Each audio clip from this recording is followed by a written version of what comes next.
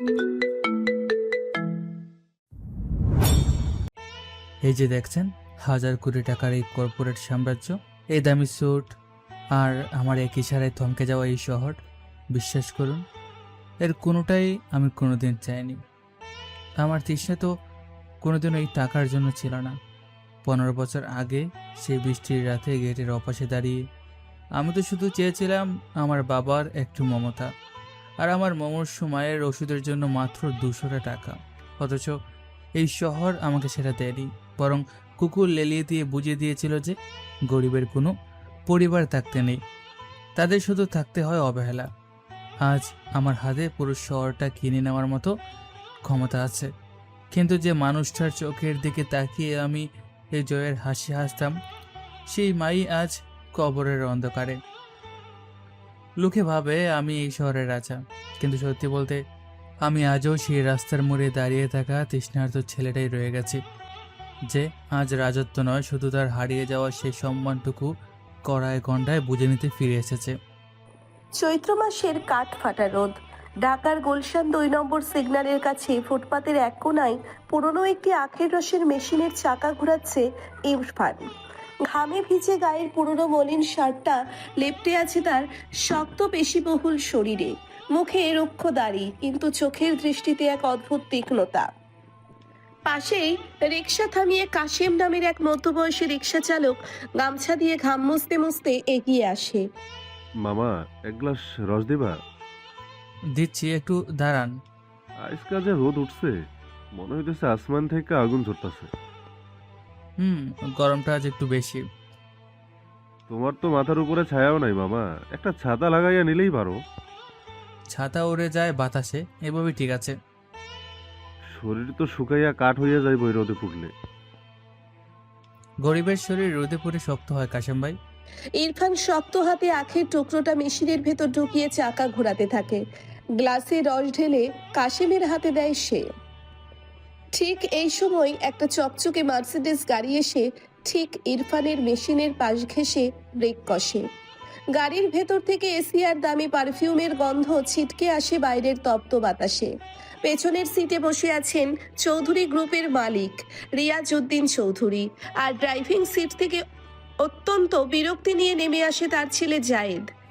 এই ফকিন্নি, তোর এই ভাঙা লোহালো কোড এখানে কে রাখতে বলেছে? আমি তো ফুটপাতের একদম কোনায় আছি। মুখে মুখে তর্ক করিস, জারজ কোথাকার। জায়েদ সজোরে একটা লাথি মারে আখের রসের মেশিনে। মেশিনের নিচের বালতি উল্টে রস সব রাস্তায় পড়ে যায়। ইরফানের হাত এক মুহূর্তের জন্য মুষ্টিবদ্ধ হলেও সে নিজেকে সামলে নেয়। কাজটা ঠিক করলেন না। তুই শিখাবি আমাকে কোনটা ঠিক কোনটা ভুল? রাস্তার তো সবার অধিকার আছে, আমি কারো জায়গা দখল করিনি। এই রাস্তা আমার বাবার ট্যাক্সের টাকায় চলে, তোর মতো রাস্তার কুকুরের জন্য না। রাস্তা সরকারের, আর আমি এখানে সৎভাবে ব্যবসা করছি। তোর ব্যবসা আমি আজকে পেটে ঢুকিয়ে দেব ফকিন্নির বাচ্চা। গাড়ির কাচ একটু নিচে নামে। রিয়াজউদ্দিন চৌধুরী অত্যন্ত ঘৃণার দৃষ্টিতে ইরফানের দিকে তাকান। জায়েদ, তুই এই সব ছোট লোকের সাথে রাস্তায় দাঁড়িয়ে সিন ক্রিয়েট করছিস কেন? আরে বাবা দেখো না, গাড়ির টায়ারের কাছে নোংরা জল ফেলে রাখছে। ওদের জন্মই হয়েছে নোংরা জায়গায় থাকার জন্য। ওদের সাথে কথা বলাটাও আমাদের স্ট্যাটাসের অপমান। তুই গাড়িতে ওঠ। নেক্সট টাইম যেন এখানে তোকে না দেখি, দেখলে এই মেশিন ভেঙে তোর গলায় ঝুলিয়ে দেব। জায়েদ বিরক্ত নিয়ে গাড়ির দরজা ধরাস করে লাগিয়ে দেয়। গাড়িটা টায়ার দিয়ে ধুলো উড়িয়ে সামনে চলে যায়। ইরফান শান্তভাবে নিচু হয়ে উল্টে যাওয়া বালতিটা সোজা করে। তার চেহারায় কোনো রাগ নেই, কিন্তু চোখ দুটো অদ্ভুত রকম শান্ত ও হিমশীতল। বড় লোকের পোলাপান তো মামা, মাথায় অনেক গরম। বড়লোক তো ভাই মাটির দাম বোঝে না। তুমি কিছু মনে করো না মামা, আল্লাহ এদের বিচার করবো। বিচার তো হবেই, সময় মতো সব হিসাবেই মিলবে কাশেম ভাই। কাশিম টাকা মিটিয়ে রিক্সা নিয়ে চলে যায়। এরপর প্রায় আধা ঘন্টা কেটে যায়। রোদ কিছুটা হেলে পড়লেও গরমের তীব্রতা কমেনি। ইরফান নিজের জায়গাটা পরিষ্কার করে আবারও আখের ছিবড়েগুলো গুছিয়ে রাখে। ঠিক তখন রাস্তার ওপাশ থেকে রাস্তা পার হয়ে এদিকে আসে 3 জন মেয়ে। মাঝখানের মেয়েটি মিতু এবং আজকের গল্পের নায়িকা। গুলশানের নামকরা ব্যবসায়ী আশরাফ সাহেবের একমাত্র মেয়ে। পরনে দামি ডিজাইনার সালোয়ার কামিজ, চোখে বিদেশি ব্র্যান্ডের সানগ্লাস, সাথে তার দুই ঘনিষ্ঠ বন্ধু তানিয়া ও নাবিলা। উফ মিতু, তোকে বলেছিলাম গাড়িটা ছাড়িস না, এই গরমে আমি শেষ। শপিং মলের সামনে প্রচণ্ড জ্যাম ছিল, তাই তো ড্রাইভারকে পার্কিংয়ে যেতে বললাম। কিন্তু এই রোদে তো আমি আর এক পাও হাঁটতে পারছি না। ওই দেখ আখের রস, চল একটু খেয়ে নি। তুই পাগল হয়েছিস তানিয়া? রাস্তার এই নোংরা পানি খাবি তুই? আরে দূর, কিছুই হবে না, তৃষ্ণায় গলা শুকিয়ে কাঠ হয়ে গেছে। এগুলো খেলে টাইফয়েড হবে, তুই জানিস এরা হাত ধোয় কিনা? তুই না খেলে একা দাঁড়া, আমি খাবো। তানিয়া আর নাবিলা ইরফানের মেশিনের সামনে এসে দাঁড়ায়। মিতু একটু দূরে দাঁড়িয়ে নাক কুঁচকে রাখে। এই যে মামা, 2 গ্লাস রস দাও তো। বরফ দেব? হ্যাঁ, একটু বরফ দিও, একদম ঠান্ডা করে দিবা। ইরফানের মাথা নিচু করে নীরবে নিজের কাজে মন দেয়। মিতু বিরক্তি নিয়ে বন্ধুদের দিকে এগিয়ে আসে। তোদের কি স্ট্যাটাস জ্ঞান বলতে কিছু নেই? আহা মিতু, তুই এত হাইপার হচ্ছিস কেন? জাস্ট আখের রসই তো। দেখ লোকটার শার্টটা কত নোংরা, ঘামে ভিজে জবজব করছে। গরিব মানুষ সারাদিন রোদে কাজ করে, ঘাম তো হবেই। তাই বলে রাস্তার এই আনহাইজিনিক জিনিস তোদের খেতে হবে? এদের ঘামের দুর্গন্ধে রাস্তায় হাঁটা যায় না। মিতুর কথা শুনে ইরফান হঠাৎ তার কাজ থামিয়ে মাথা তুলে তাকায়। মিতুর চোখের সাথে তার চোখ আটকে যায়, একটা অদ্ভুত স্থির গভীর এবং যন্ত্রণাময় দৃষ্টি। মিতু কয়েক সেকেন্ডের জন্য থমকে যায়। বুকের ভেতরটা কেন যেন ছ্যাদ করে ওঠে তার। কি দেখছো এভাবে? কিছু না ম্যাডাম। অসভ্য কোথাকার, মেয়েদের দিকে ড্যাব ড্যাব করে তাকিয়ে থাকার স্বভাবটাও আছে দেখছি। মিতু, তুই খামোখা সিন ক্রিয়েট করছিস, উনি তো কিছুই বলেননি। আমি সিন ক্রিয়েট করছি? ওদের ছোটলোকি স্বভাব আমার খুব ভালো করে জানা আছে। একটু সুযোগ পেলে ভদ্রঘরের মেয়েদের দিকে তাকাবে। ম্যাডাম, গরিবের ঘামে দুর্গন্ধ থাকতে পারে, কিন্তু সেটা হালাল। মুখ সামলে কথা বলো, আমাকে হালাল হারাম শেখাতে এসো না। আমি শুধু আমার কাজ করছি ম্যাডাম, আপনি এসে অপমান করছেন। অপমান তো তোমার মতো রাস্তার ভিখারিদের প্রাপ্য, নিজের লেভেল বোঝো না? মিতুর রাগে গা জ্বলতে থাকে। বন্ধুদের সামনে নিজের স্ট্যাটাস বজায় রাখতে সে তার ভ্যানিটি ব্যাগ থেকে একটা চকচকে 5 টাকার কয়েন বের করে। এই নাও তোমার বকশিস, আর কোনোদিন আমার দিকে চোখ তুলে তাকাবে না। মিতু প্রচন্ড তাচ্ছিল্যের সাথে কয়েনটা ইরফানের মেশিনের গায়ে ছুঁড়ে মারে। কয়েনটা টং করে শব্দ করে নিচে পিচ ঢালা রাস্তায় পড়ে যায়। ইরফান কোনো উত্তর দেয় না, সে চুপচাপ নিচু হয়ে কয়েনটা তুলে নেয়। ধন্যবাদ ম্যাডাম। চল তানিয়া, আমার এখানে 1 সেকেন্ডও থাকতে ইচ্ছে করছে না। আনকালচার রাভিশ। মিতু হন হন করে সামনের দিকে হেঁটে চলে যায়। তানিয়া আর নাবিলাও রসটা খেয়ে কিছু না বলে অপরাধী মুখে তার পিছন পিছন দৌড়ায়। ইরফান হাতের কয়েনটা নিজের ক্যাশ বাক্সে রাখে। তার ঠোঁটের কোণে অদ্ভুত একটা রহস্যময় হাসি ফুটে ওঠে। রাস্তার এই মোড় থেকে ঠিক 30 গজ দূরে একটি বিশাল মেহগনি গাছের ছায়ায় পার্ক করা আছে একটি কালো রঙের লেটেস্ট মডেলের রেঞ্জ রোভার। গাড়ির ভেতর এসি চলছে ফুল স্পিডে। বাইরের কোলাহল ভেতরে একদমই পৌঁছচ্ছে না। ড্রাইভিং সিটে বসে আছে কামাল। সে আইআর গ্রুপের প্রধান সিকিউরিটি চিফ এবং ইরফানের সবচেয়ে বিশ্বস্ত লোক। পেছনের সিটে ল্যাপটপ কোলে নিয়ে বসে আছে হাসিব, ইরফানের পার্সোনাল সেক্রেটারি। দুজনের দৃষ্টি গাড়ির কালো কাচ ভেদ করে রাস্তার ওপারে ইরফানের দিকে স্থির।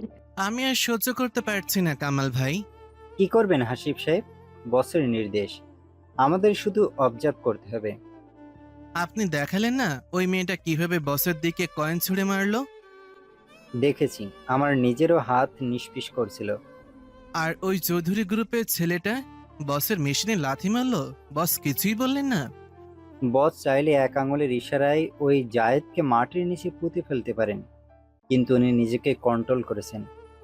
হিসেব তো বস কড়াই গন্ডায় গুনে নেবেন, আমি জানি, কিন্তু এই অপমানগুলো চোখের সামনে দেখা যায় না। বস খুব ঠান্ডা মাথার মানুষ হাসিব সাহেব, উনি শুধু অপমানগুলো জমা করছেন। যখন বিস্ফোরণ হবে কেউ টিকতে পারবে না।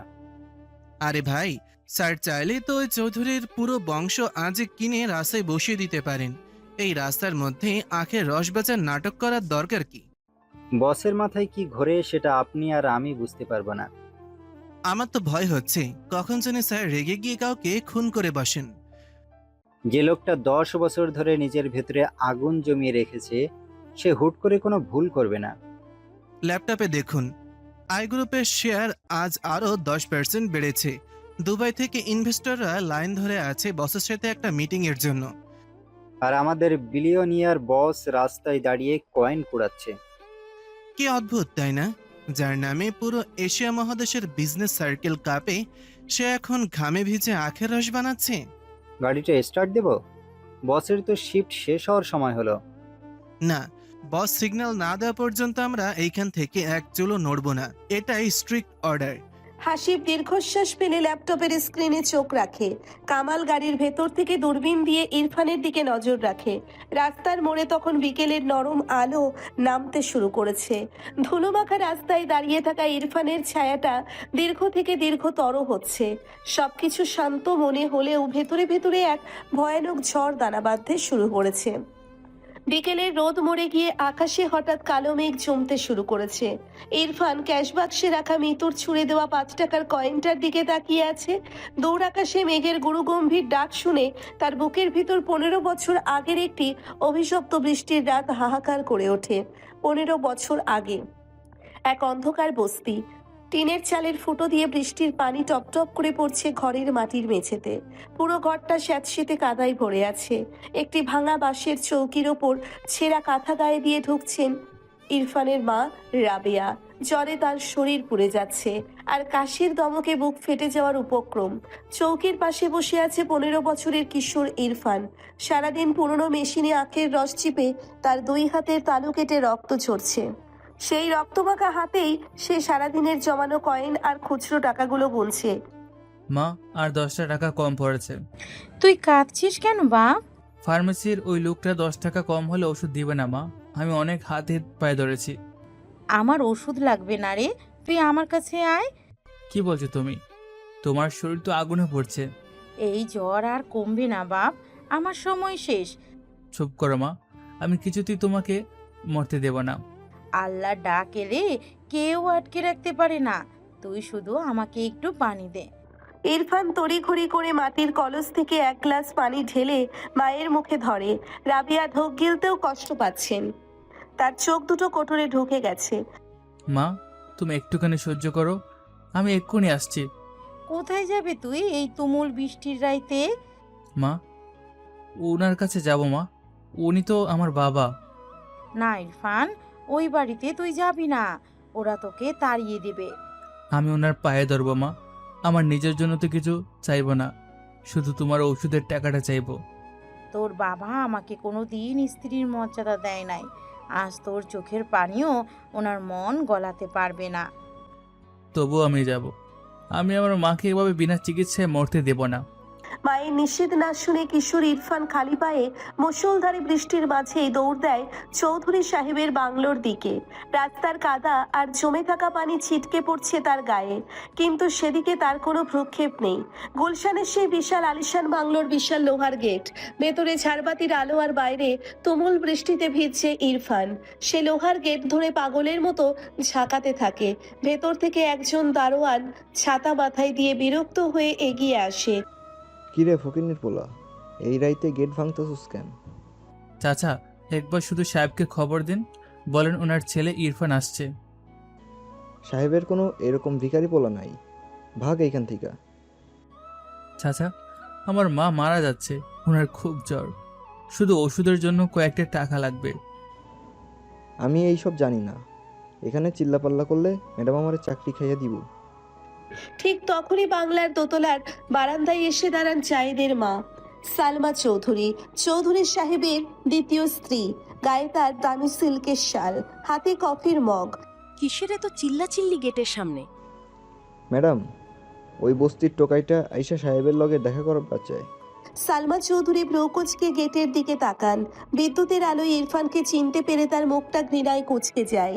তিনি বারান্দা থেকে নিচেই নেমে আসেন ছাতা মাথায় দেওয়া একজন কাজের লোকের সাথে। ও, রাবিয়ার জারদ ছেলেটা। কি চাস তুই এখানে? ছোট মা, আমার মা খুব অসুস্থ, আমাকে শুধু 200 টাকা দিন, আমি মায়ের ওষুধ কিনেই চলে যাব। ছোট মা বলবি না একদম। তোর মায়ের মতো রাস্তার মেথোরানির ছেলেকে আমি আমার বাড়ির ছায়াও মারাতে দেব না। আমার বাবা কোথায়? আমি একবার শুধু বাবার সাথে কথা বলবো। তোর বাবা এখন ঘুমাচ্ছে, আর তোর মায়ের মতো ডাস্টবিনের ময়লা মরলেই কি আর বাঁচলেই কি। আল্লাহর দোহাই লাগে, আমার মা মারা যাচ্ছে, আমাকে একটু সাহায্য করুন। তোর মাকে গিয়ে বল বিষ খেয়ে মরতে, আর কোনোদিন যেন এই বাড়ির দিকে পা না বাড়ায়। আপনার পায়ে পড়ি, আমাকে খালি হাতে ফিরিয়ে দিয়েন না, আমি সারা জীবন আপনাদের গোলামি করব। সালমা চৌধুরী পৈশাচিক হাসেন। তিনি দারোয়ানের দিকে ইশারা করেন। জ্যাক আর ব্রুনোকে ছেড়ে দে, আজ এই ভিখারি বাচ্চাকে শিক্ষা দিয়ে তবেই ছাড়বো। ম্যাডাম, পোলাটা তো এমনই আধামরা, কুত্তা লেলাইয়া দিলে তো ছিঁড়া ফেলবো। যা বলছি কর, ওদেরকে ঘাড় ধরে বের করে না দিলে এরা মাথায় উঠে নাচবে। দারোয়ান বাধ্য হয়ে বিশাল দুটো জার্মান শেফার্ড কুকুরের শেকল খুলে দেয়। কুকুর দুটো হিংস্র গর্জনে লোহার গেটের নিচ দিয়ে বাইরে গিয়ে ইরফানের ওপর ঝাঁপিয়ে পড়ে। ইরফানের ডান হাতের তালুতে কুকুরের দাঁত বসে যায়। সে যন্ত্রণায় আকাশ বাতাস কাঁপিয়ে চিৎকার করে ওঠে। বাঁচান, আমাকে ছেড়ে দেন, আমার মা একা।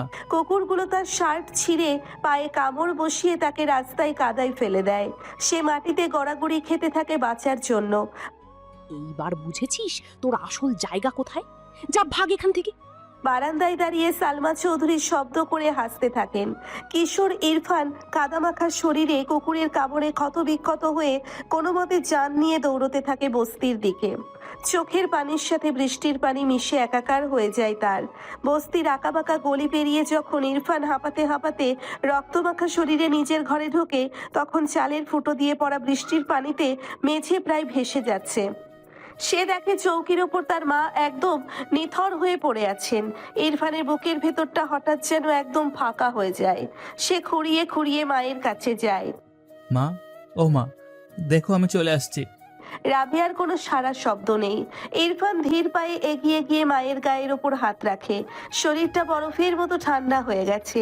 মা চোখ খুলো, আমি ওষুধ আনতে পারিনি মা, ওরা আমাকে কুকুর দিয়ে কামড়ে তাড়িয়ে দিয়েছে।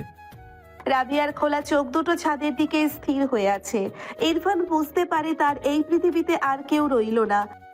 তুমি আমাকে একা রেখে চলে গেলে মা, তুমি না বললে আমি ছাড়া তোমার আর কেউ নেই। বস্তির বাইরের কুকুরগুলো হঠাৎ করে করুণ সুরে ডেকে ওঠে। ইরফান মায়ের নিথর বুকের ওপর মাথা রেখে ডুকরে কেঁদে ওঠে। ওরা আমাকে 200 টাকা দিল না মা, আমার নিজের বাবা আমাকে একটা কুকুর দিয়ে তাড়িয়ে দিল। কাঁদতে কাঁদতে ইরফানের গলার স্বর বসে যায়, কিন্তু কিছুক্ষণ পর তার কান্নার শব্দ হঠাৎ থেমে যায়। ঘর জুড়ে নেমে আসে এক পিনপতন নীরবতা। সে ধীরে ধীরে মাথা তুলে দাঁড়ায়, চোখের পানি মুছে ফেলে সে। তার দৃষ্টি তখন আর কোনো 15 বছরের সাধারণ কিশোরের মতো নেই। সে দৃষ্টিতে ভর করেছে এক আদিম ও ভয়ঙ্কর হিংস্রতা।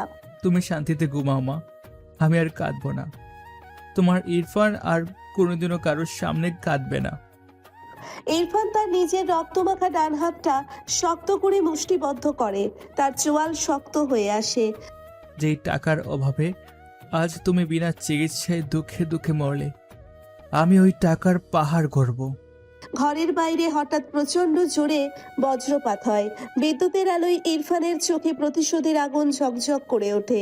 যে অহংকারে ওরা আজ তোমাকে আর আমাকে রাস্তার কুকুরের চেয়েও নিচে নামিয়ে দিল, আমি ওই অহংকার ওদের পা দিয়ে মারিয়ে গুড়িয়ে দেব। মায়ের ঠান্ডা হাতটা নিজের 2 হাতে ধরে কিশোর ইরফান শেষবারের মতো কপালে ছোঁয়ায়।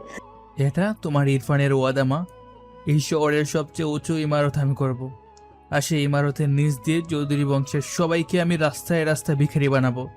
এটা আমার ওয়াদা। ঝুম বৃষ্টির শব্দ বস্তির চালের ওপর আছড়ে পড়ছে। কিশোর ইরফানের সেই রাতের শপথ যেন আকাশের মেঘগুলোও সাক্ষ্য হিসেবে গ্রহণ করছে। আজকের ওই বিলিনিয়ার ইরফানের ছাইচাপা আগুনের জন্ম হয়েছিল ঠিক এইভাবেই, এক অসহায় মায়ের লাশের পাশে বসে। দর্শক আশা করি বুঝতে পেরেছেন পুরো বিষয়টা। না বুঝছো না, আমি একটু হালকা করে বুঝিয়ে বলি। যে আমাদের গল্পের নায়ক ইরফান হলো সাহেবের প্রথম স্ত্রীর ছেলে। কোনো এক কারণে তাদেরকে বাড়ি থেকে বের করে দেওয়া হয়েছে। তারপরে ইরফান আখের রস বিক্রি করে তার মায়ের চিকিৎসা করত এবং সংসার চালাতো। আর সেখান থেকে ধীরে ধীরে সে আজকে গোপনে বিলিনিয়ার হয়েছে। কিভাবে হয়েছে তা জানতে হলে গল্পটি শেষ পর্যন্ত শুনতে হবে।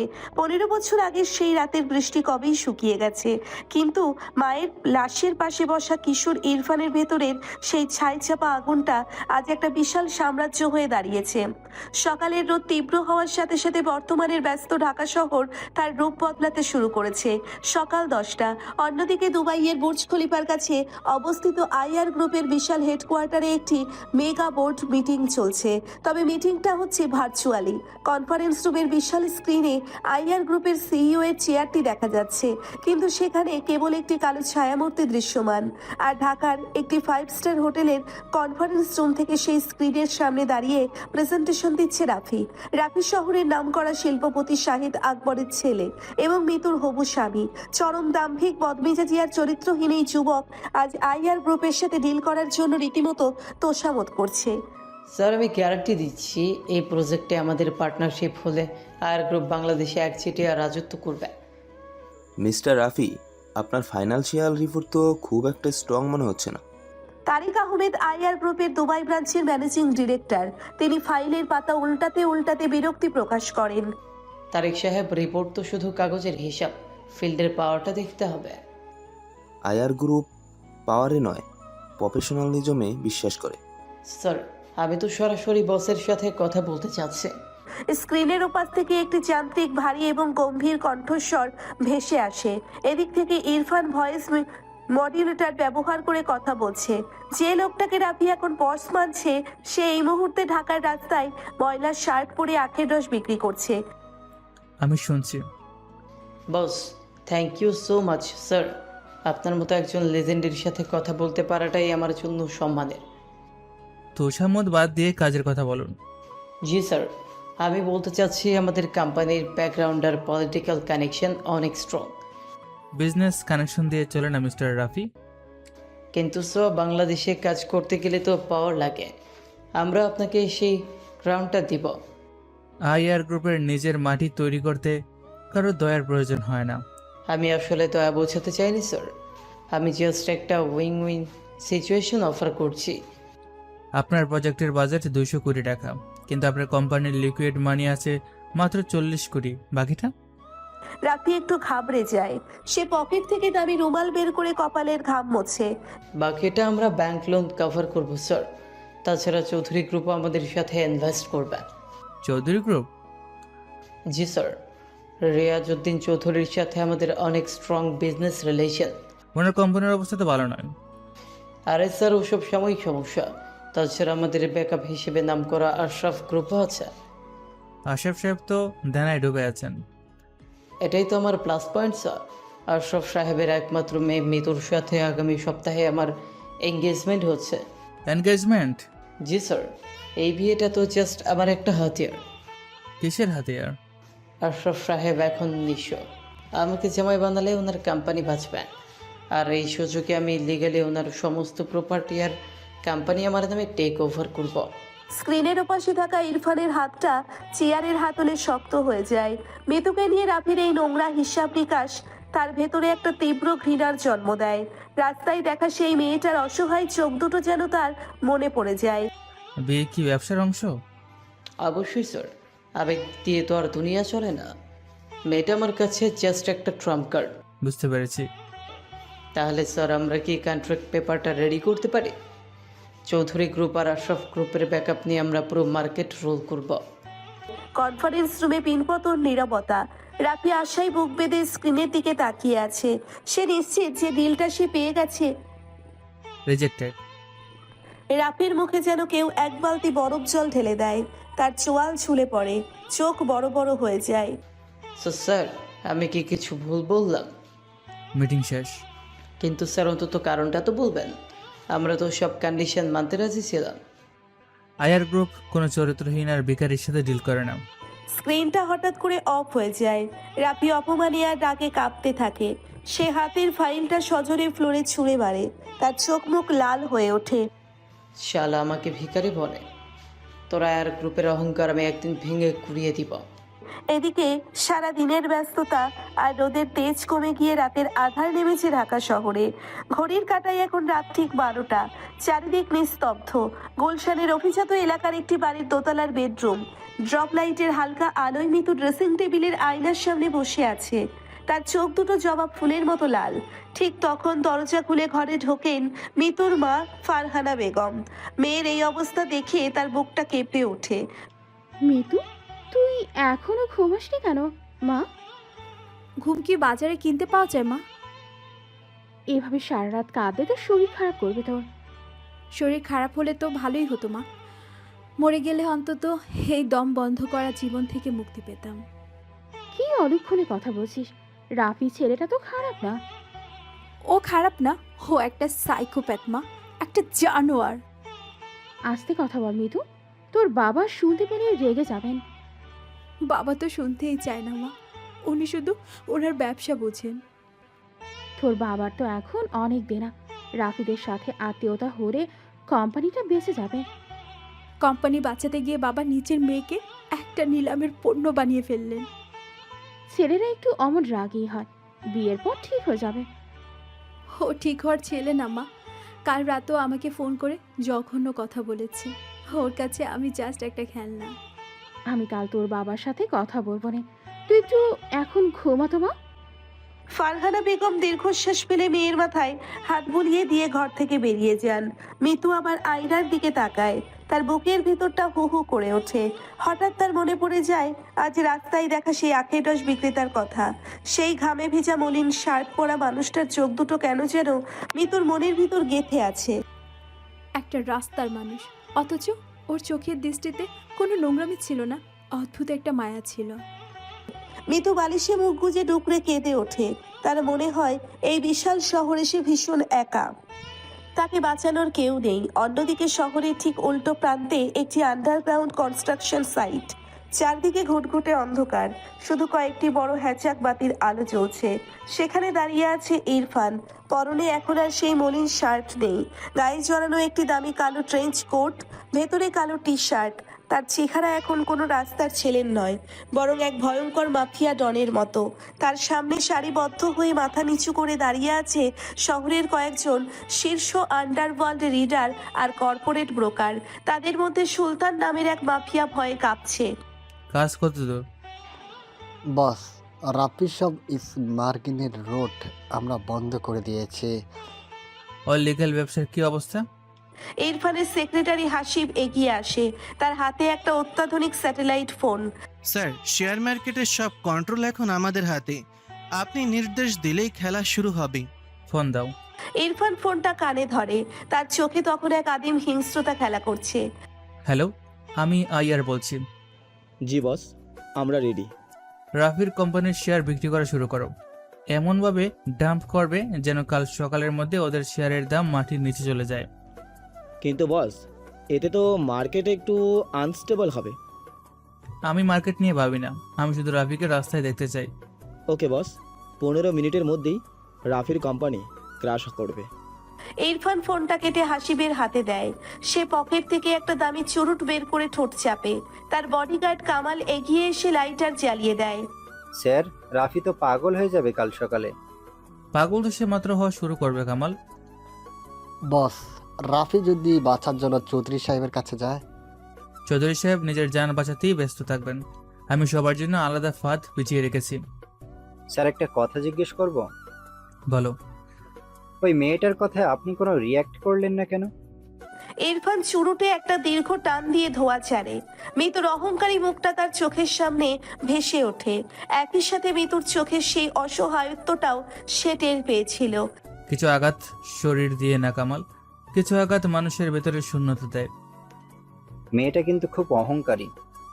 অহংকার ভাঙতে খুব একটা সময় লাগে না, কিন্তু ওর চোখে আমি একা ভয় দেখেছি। ভয়? হ্যাঁ, রাফি নামের জানোয়ারটার ভয়। আমি রাফিকে শুধু ভিখারি বানাবো না, ওর এমন অবস্থা করব যেন মৃত্যুর ছায়াও সে মারাতে না পারে। আন্ডারগ্রাউন্ডের ঠান্ডা বাতাসে ইরফানের ট্রেঞ্চ কোটটা উড়তে থাকে। তার শীতল চোখের দৃষ্টি শহরের বুক চিরে যেন ধ্বংসের পূর্বাভাস দিচ্ছে। আজ রাতের পর থেকে রাফির জীবনে যে ঝড় শুরু হতে যাচ্ছে তা কেউ কল্পনাও করতে পারবে না। আন্ডারগ্রাউন্ডের সেই অন্ধকার রাত শেষ হয়ে নতুন এক সকাল শুরু হয়েছে। ইরফান যথারীতি তার ছদ্মবেশে ফিরে এসেছে। ঢাকার তীব্র যানজট আর কোলাহলের মাঝে সে এক সাধারণ আখের রস বিক্রেতা। দিন গড়িয়ে বিকেল হয়েছে। মিতু তার বাবার একটি কাজে ঢাকার উপকণ্ঠে 300 ফিট এলাকায় এক নিরিবিলি হাইওয়ে দিয়ে গাড়ি চালিয়ে যাচ্ছিল। হঠাৎ ইঞ্জিনের ভেতর থেকে একটা বিশ্রী শব্দ হয়ে গাড়িটা রাস্তার মাঝখানে থেমে যায়। মিতু কয়েকবার চেষ্টা করেও গাড়ি স্টার্ট দিতে না পেরে বিরক্ত হয়ে নিচে নামে। নির্জন রাস্তা, আশেপাশে কোনো মেকানিকের দোকান নেই। ঠিক তখনই 3টে মোটরসাইকেল গো গো শব্দ করে মিতুর গাড়ির সামনে এসে থামে। কি ব্যাপার আপা, গাড়ি কি রাগ করছে? আপনার কারা? রাস্তা ছাড়ুন। আরে আমরা তো সাহায্য করতে আসছি। এই নির্জন রাস্তায় একা একা দাঁড়িয়ে থাকা তো ঠিক না। গাড়ি ঠিক হইতে দেরি হবে, চলেন আমাদের সাথে একটু ঘুরে আসি। খবরদার, একদম কাছে আসবেন না, আমি কিন্তু পুলিশে ফোন দেব। পুলিশ এইখানে আস্তে আস্তে তো আমরা কাজ শেষ করে ফেলবো সুন্দরী। বকাটে ছেলেটা মিতুর হাত ধরার জন্য এগিয়ে আসে। মিতু ভয়ে চিৎকার করে পেছনে সরতে থাকে। ঠিক সেই মুহূর্তে ক্যাচ ক্যাচ শব্দ করতে করতে একটা পুরনো সাইকেল নিয়ে সেখানে উপস্থিত হয় ইরফান। এই যে আখের রসওয়ালা মামা আইসা পড়েছে। মামা, বেশি রস হইয়া গেছে নাকি? ম্যাডার হাত ছাড়ুন। কি বললি? তুই আমাদের জ্ঞান দিচ্ছিস? যা, নিজের পথে যা, না হলে আখের মতো চিপাই ফেলবো। শেষবার বলছি, হাত ছাড়ুন। এই ফকিন্নির বাচ্চা, তোর স্বাস্থ্য কম হয় না? বকাটে ছেলেটা মিতুকে ছেড়ে ইরফানের দিকে তেড়ে আসে, কিন্তু পরের কয়েক সেকেন্ডে যা ঘটলো তা মিতুর কল্পনারও বাইরে ছিল। ইরফান সাইকেল থেকে নামারও প্রয়োজন বোধ করলো না। ছেলেটা ঘুষি চালাতে আসতে ইরফান তার হাতটা এক ঝটকায় ধরে ফেলে এবং এমনভাবে মোচড় দেয় যে হাড় ভাঙার মটমট শব্দ পরিষ্কার শোনা যায়। ছেলেটা যন্ত্রণায় চিৎকার করে মাটিতে লুটিয়ে পড়ে। শালা, মার ওকে। বাকি দুজন ছুরি বের করে ইরফানের ওপর ঝাঁপিয়ে পড়ে। ইরফান চোখের পলকে সাইকেল থেকে নেমে এক চাবুক মারা লাথি বসিয়ে দেয় একজনের পাঁজরে। অন্যজনের কবজি ধরে দেওয়ালে আছাড় দেওয়ার মতো করে গাড়ির সাথে চেপে ধরে। ভাই ভাই ভাই ভাই ছেড়ে দেন, মরে যাবো ভাই, প্লিজ ছেড়ে দেন। মানুষের সম্মান করতে শেখনি। ইরফান অত্যন্ত ঠান্ডা মাথায় ছেলেটার আঙ্গুলগুলো মটকে দেয়। কোনো রাগ নেই তার মুখে, কিন্তু চোখের সেই হিমশীতল চাহনি দেখে বখাটেরা বুঝতে পারে এই লোক কোনো সাধারণ মানুষ নয়। তারা কুকড়ে গিয়ে যে যার মতো বাইক নিয়ে পালানোর চেষ্টা করে। আপনি আপনি এদের এভাবে মারলেন? রাস্তায় চলতে গেলে এগুলো লাগে। কিন্তু আপনার স্টাইল, আপনি কি মার্শাল আর্ট জানেন? বেঁচে থাকার জন্য অনেক কিছু শিখতে হয়। আপনার হাতে রক্ত, আপনি কি ঠিক আছেন? আমার রক্ত না, ওদের। ইরফান পকেট থেকে একটা পুরনো রুমাল বের করে হাত মুছে দেয়। মিতু অবাক হয়ে তাকিয়ে আছে। এই সেই লোক যাকে সে কাল অপমান করেছিল, কয়েন ছুঁড়ে মেরেছিল। কালকের জন্য আমি আসলে সরি। সরি বললে সম্মান ফিরে আসে না ম্যাডাম। আমি তখন খুব আপসেট ছিলাম, তাই হয়তো ওরকম ব্যবহার করেছি। আপনাদের মতো বড় লোকের মেয়েদের কাছে সরি শব্দটা খুব সস্তা মিতু ম্যাডাম। সকালে কাউকে তুচ্ছতাচ্ছিল্য করা আর বিকেলে পরিস্থিতি খারাপ দেখে সরি বলা, এটা হয়তো আপনাদের আভিজাত্যের একটা অংশ, কিন্তু আমাদের কাছে সম্মান হলো রক্তের মতো। একবার জ্বরে গেলে তার শরীরে ফিরে আনা যায় না। আমি আপনাকে ছোট করতে চাইনি, আসলে আমার চারপাশের পরিবেশটা এমন। পরিবেশ মানুষকে পাল্টাতে পারে না, মানুষের ভেতরের অহংকার তাকে অন্ধ করে দেয়। কাল আপনি আমার দিকে ওই 5 টাকার কয়েনটা যখন ছুঁড়ে মেরেছিলেন, তখন আপনি শুধু একজন আখের রস বিক্রেতাকে অপমান করেননি, আপনি আপনার নিজের মনুষ্যত্বকে রাস্তায় দুলতে মিশিয়ে দিয়েছিলেন। আমি এখন বুঝতে পারছি আমি ভুল করেছি। আমি কি কোনোভাবে সেটা শুধরে নিতে পারি? ভুল শুধরানোর সুযোগ সবাই পায় না ম্যাডাম। এই কয়েনটা এখনো আমার ক্যাশ বক্সে রাখা আছে। ওটা আমাকে প্রতিদিন মনে করিয়ে দিয়েছে এই শহরের কাছের দেয়ালে ঘেরা মানুষগুলোর চোখে আমাদের মতো মানুষদের মূল্য ঠিক কতটুকু। আজ আমি আপনাকে বাঁচিয়েছি কারণ এটা আমার দায়িত্ব ছিল, কোনো করুণা পাওয়ার জন্য নয়। আপনি কেন নিজেকে এত নিচে নামিয়ে কথা বলছেন? আপনার মারামারি করার ধরন, আপনার কথা বলার ভঙ্গি, কোনোটাই তো সাধারণ শ্রমিকের মতো নয়। রাস্তায় দাঁড়িয়ে আখের রস বিক্রি করাটা আমার বর্তমান, আর আমার অতীত বা পরিচয় নিয়ে মাথা ঘামানোটা আপনার আভিজাত্যের সাথে মানায় না। আপনি বরং নিজের গাড়িটার চিন্তা করুন। আপনি কি সবসময় মানুষের সাথে এভাবেই কথা বলেন? আমি মানুষের সাথে মানুষের ভাষায় কথা বলি, আর জানোয়ারদের সাথে জানোয়ারের ভাষায়। আপনাদের দুনিয়ায় সবাই মুখোশ পরে ঘোরে, কিন্তু আমার দুনিয়ার সত্যটা খুব নগ্ন আর নিষ্ঠুর। ইরফানের প্রতিটি কথা তীরের মতো মিতুর বুকে বিঁধছিল। সে বুঝতে পারছিল এই মানুষটা যতটা সাধারণ হওয়ার ভান করছে, সে আসলে তার চেয়েও অনেক বেশি শক্তিশালী এবং রহস্যময়। তার চোখে সেই অবজ্ঞা মিতুকে অদ্ভুতভাবে আকর্ষণ করছে। ঠিক তখনই আকাশ কালো করে মেঘ ডেকে ওঠে। মুহূর্তের মধ্যেই ঝমঝম করে বৃষ্টি নামতে শুরু করে। হাইওয়েতে দাঁড়ানোর মতো কোনো জায়গা নেই। বৃষ্টি বাড়বে, গাড়িতে বসে থাকলে কাজ হবে না। পানি ঢুকছে ভেতরে। ওই যে সামনে একটা পুরনো গোডাউন দেখা যাচ্ছে, ওখানে চলুন। কিন্তু আমার গাড়ি? গাড়ি এখানে থাক, লক করে দেন। কেউ এই বৃষ্টিতে গাড়ি চুরি করতে আসবে না। মিতু বাধ্য হয়ে ইরফানের পেছনে পেছনে দৌড়তে থাকে। বৃষ্টির তোড়ে চারিদিক ঝাপসা হয়ে আছে। হাইওয়ের একটু দূরে ঝোপঝাড়ের আড়ালে একটা পরিত্যক্ত টিনের গোডাউন। মিতু আর ইরফান হাঁপাতে হাঁপাতে ভেতরে ঢোকে। বাইরে বৃষ্টির শব্দ টিনের চালে ড্রাম পেটানোর মতো বাজছে। গোডাউনের ভেতর আবছা অন্ধকার। মিতু পুরোপুরি ভিজে গেছে। তার পাতলা লন কামিজটা শরীরের সাথে লেপ্টে আছে। শীতে থরথর করে কাঁপছে সে। উফ, খুব শীত লাগছে। ভিজে কাপড়ে বেশিক্ষণ থাকলে জ্বর আসবে। কি করব? আমার কাছে তো অন্য কোনো কাপড় নেই। ইরফান নিঃশব্দে নিচের গায়ের শার্টের বোতাম খুলতে শুরু করে। মিতু চমকে গিয়ে একটু পেছনে সরে যায়। কি করছেন আপনি? ভয় পাবেন না, আমার ভেতরে একটা টি শার্ট আছে। এই শার্টটা শুকনো, আমি ব্যাগের উপর রেখেছিলাম বলে ভিজে নি। এটা পরুন। ইরফান তার শার্টটা খুলে মিতুর দিকে বাড়িয়ে দেয়। শার্টটা খোলার পর মিতু স্থির হয়ে দাঁড়িয়ে থাকে ইরফানের উন্মুক্ত শরীরের দিকে। ইরফানের চওড়া বুক আর পিঠ জুড়ে অসংখ্য কাটা দাগ। কিছু দাগ চাবুকের মতো লম্বা, কিছু গোল হয়ে আছে, যেন কোনো হিংস্র জানোয়ার কামড়ে মাংস তুলে নিয়েছে। আপনার শরীরে এত দাগ কেন? এই দাগগুলো কিসের? এগুলো আমার অতীতের মানচিত্র। মানুষের শরীরে এত ক্ষত থাকতে পারে? মন ভালো থাকলে শরীর ঠিক হয়ে যায় ম্যাডাম। আমার শরীরের চেয়ে মনের ক্ষত অনেক বেশি গভীর। আমি আমি বুঝতে পারিনি আপনি এত কষ্ট সহ্য করছেন। শার্টটা পরে নিন, আপনি কাঁপছেন। মিতু ভয়ে ভয়ে ইরফানের হাত থেকে শার্টটা নিতে যায়। ঠিক সেই মুহূর্তেই তাদের আঙ্গুলগুলো একে অপরকে স্পর্শ করে। মিতুর বরফ শীতল হাত আর ইরফানের তপ্ত হাতের স্পর্শে দুজনের শরীর দিয়ে যেন একটা তীব্র বৈদ্যুতিক তরঙ্গ বয়ে যায়। মিতু চোখ তুলে ইরফানের দিকে তাকায়। ইরফানের চোখে তখন সেই শান্ত আখের রস বিক্রেতায় নেই। সেখানে জ্বলছে এক আদিম তীব্র এবং গোপন আগুনের শিখা। মিতুর হৃদস্পন্দন বেড়ে যায়। তার ভেজা চুল থেকে টপ টপ করে পানি পড়ছে ইরফানের হাতের উপর। আপনার চোখে কিসের এত রাগ? রাগ নয় মিতু, ওরা ঘৃণা, এই পৃথিবীর প্রতি ঘৃণা। আপনি আমার নাম জানলেন কিভাবে? যাকে বাঁচানোর দায়িত্ব নিয়েছি তার নাম তো জানতেই হবে। দায়িত্ব? কে দিয়েছে আপনাকে এই দায়িত্ব? সময় দিয়েছে। ইরফান এক পা এগিয়ে আসে। মিতু দেওয়ালের সাথে পিঠ ঠেকিয়ে দাঁড়ায়। দুজনের মাঝখানে দূরত্ব মাত্র কয়েক ইঞ্চির। মিতুর ভারী নিঃশ্বাস ইরফানের গলায় এসে লাগছে। এক অদ্ভুত নিঃশব্দ নিস্তব্ধতা ছেয়ে যায় গোডাউন জুড়ে। আপনি কি আমাকে ভয় দেখাচ্ছেন? ভয় আপনাকে আমি দেখাবো না, ভয় থেকে মুক্তি দেব। রাফি আমাকে খুব জ্বালাতন করে। ও একটা জানোয়ার। জানি, সেই জানোয়ারের খাঁচা আমি তৈরি করেছি। আপনি এসব কেন বলছেন? আপনি তো শুধু একজন আখের রস বিক্রেতা, তাই না? ইরফান মিতুর খুব কাছে ঝুঁকে আসে। মিতু চোখ বন্ধ করে ফেলে, তার ঠোঁট কাঁপছে। ইরফান মিতুর কানের কাছে মুখ নিয়ে ফিসফিস করে কথা বলে। মাঝে মাঝে চোখ যা দেখে তা সত্যি হয় না মিতু। আমি কে সেটা জানার জন্য আপনাকে আরো অপেক্ষা করতে হবে।